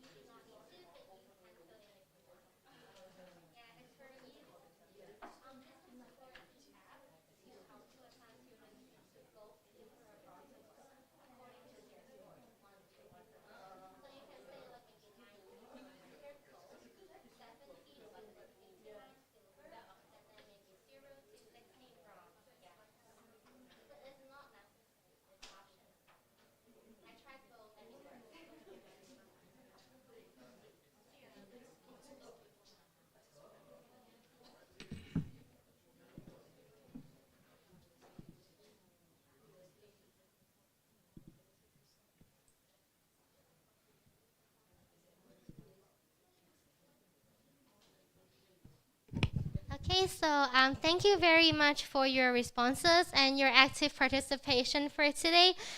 We truly appreciate it. If you would like to learn a little bit more, this is my Google Scholar website, and this is the latest paper that Professor Lee and I published on computer education about AI chatbots, and this is my personal website. So if you happen to like pink color, I like pink as well, so you're going to love my website because it's in pink. So my website has all of my content details, my latest publications and conferences, and yep. And selamat jalan, sampai jumpa lagi. Terima kasih. Yeah. So, thank you, Ms. Winsy. And dear participants, so we are about to end this session. If you do you have to take questions? No, okay. So now it's time for the lunch, and I wholeheartedly thank all of you for coming today and making this event amazing. Stay connected, blessed be, and be happy. So you are having your lunch at the 4th floor. This is SK floor in this building. Yeah. Enjoy the lunch. Okay. Thank you so much.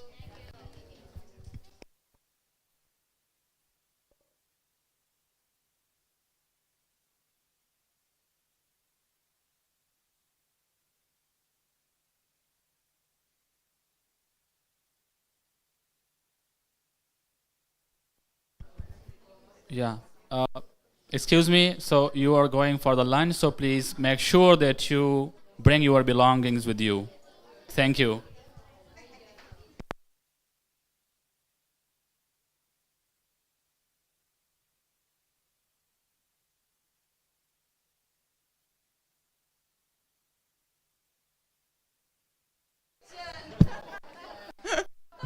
So we are having group photo. So I would like to bother you to come to the front.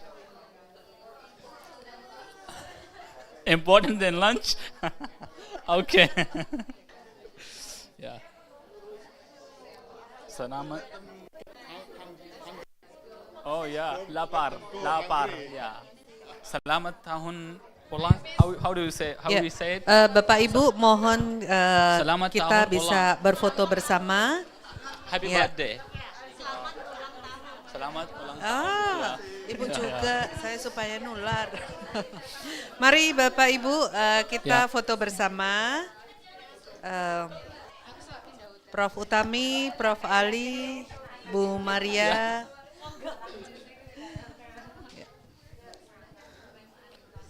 Terima kasih banyak. Full karena sekarang sudah ini alhamdulillah bisa Of them. Terus belajar lagi. Mari Bapak Ibu kita foto bersama Dr. Seong Winsy. Yeah. Yes, please. Please. Professor Lee, please. Yeah. They are waiting for you.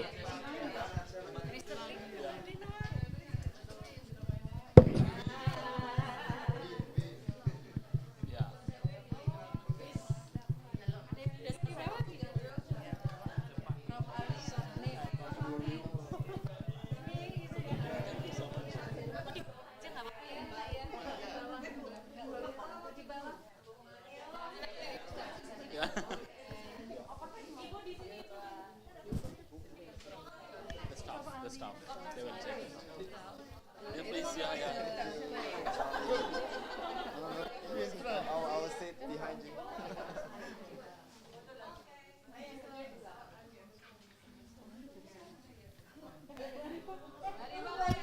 It's okay. You're hiding. Yeah, it's okay. Gak apa-apa. Oh, no. It's okay. You stand. It's okay. No, it's okay.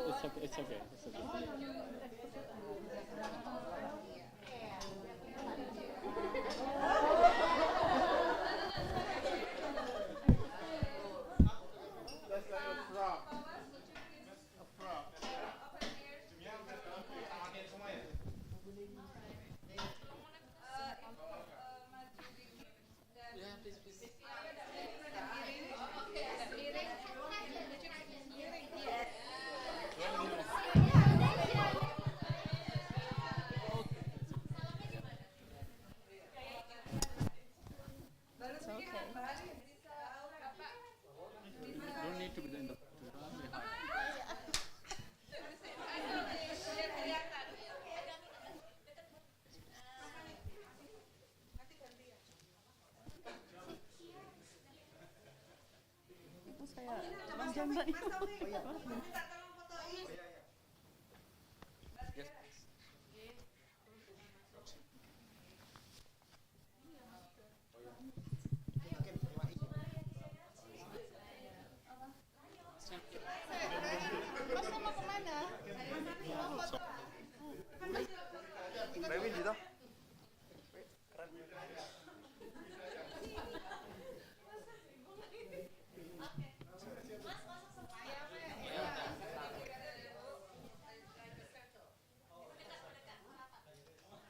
hiding.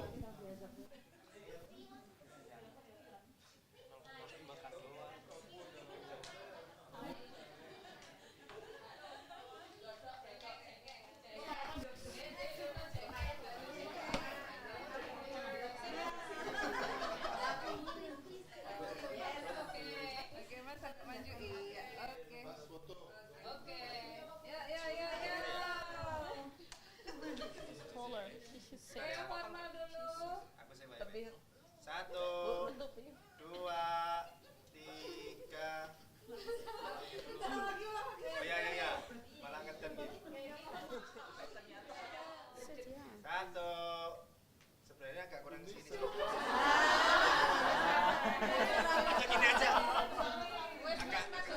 Gini aja ya udah. Mas Ani, kamu sini aja Mas Ani. So it's about only Masani. Yes. Oke, satu, dua, tiga. literasi Oh mau bentar. Kayak bebas dulu nanti baru video ya. literasi tekno Oh ya, literasi dulu. masa nama nota Siap. Satu, dua, tiga. gak bebas Oh gini ya, sarangi. Oke, sarangi. Satu, dua, tiga. And then video. semuanya lihat ke speakers Oh, kayak bebas lagi. Oke. ke speakers ya Ke speaker. Satu, dua, tiga. oke Video.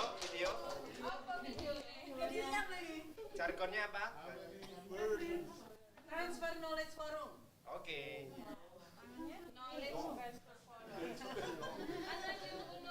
International Knowledge Transfer Forum. Yes. Oh iya. Mau latihan dulu? Latihan dulu apa langsung? Oh langsung aja, siap. Tanganmu kena boy. Ya. 1, 2, 3.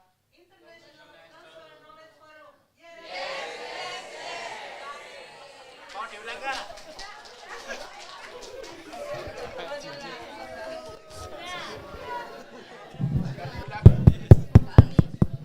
Ajak ini ini boleh dan ke Ani. Boleh. Iya, because iya.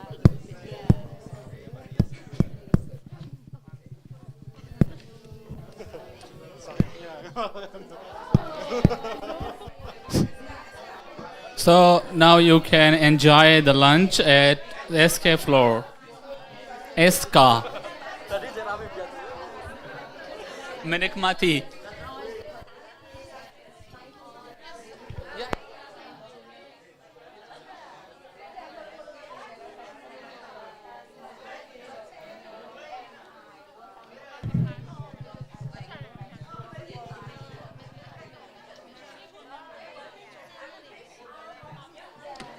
Oh, 1, 2, 3. Bapak Ibu,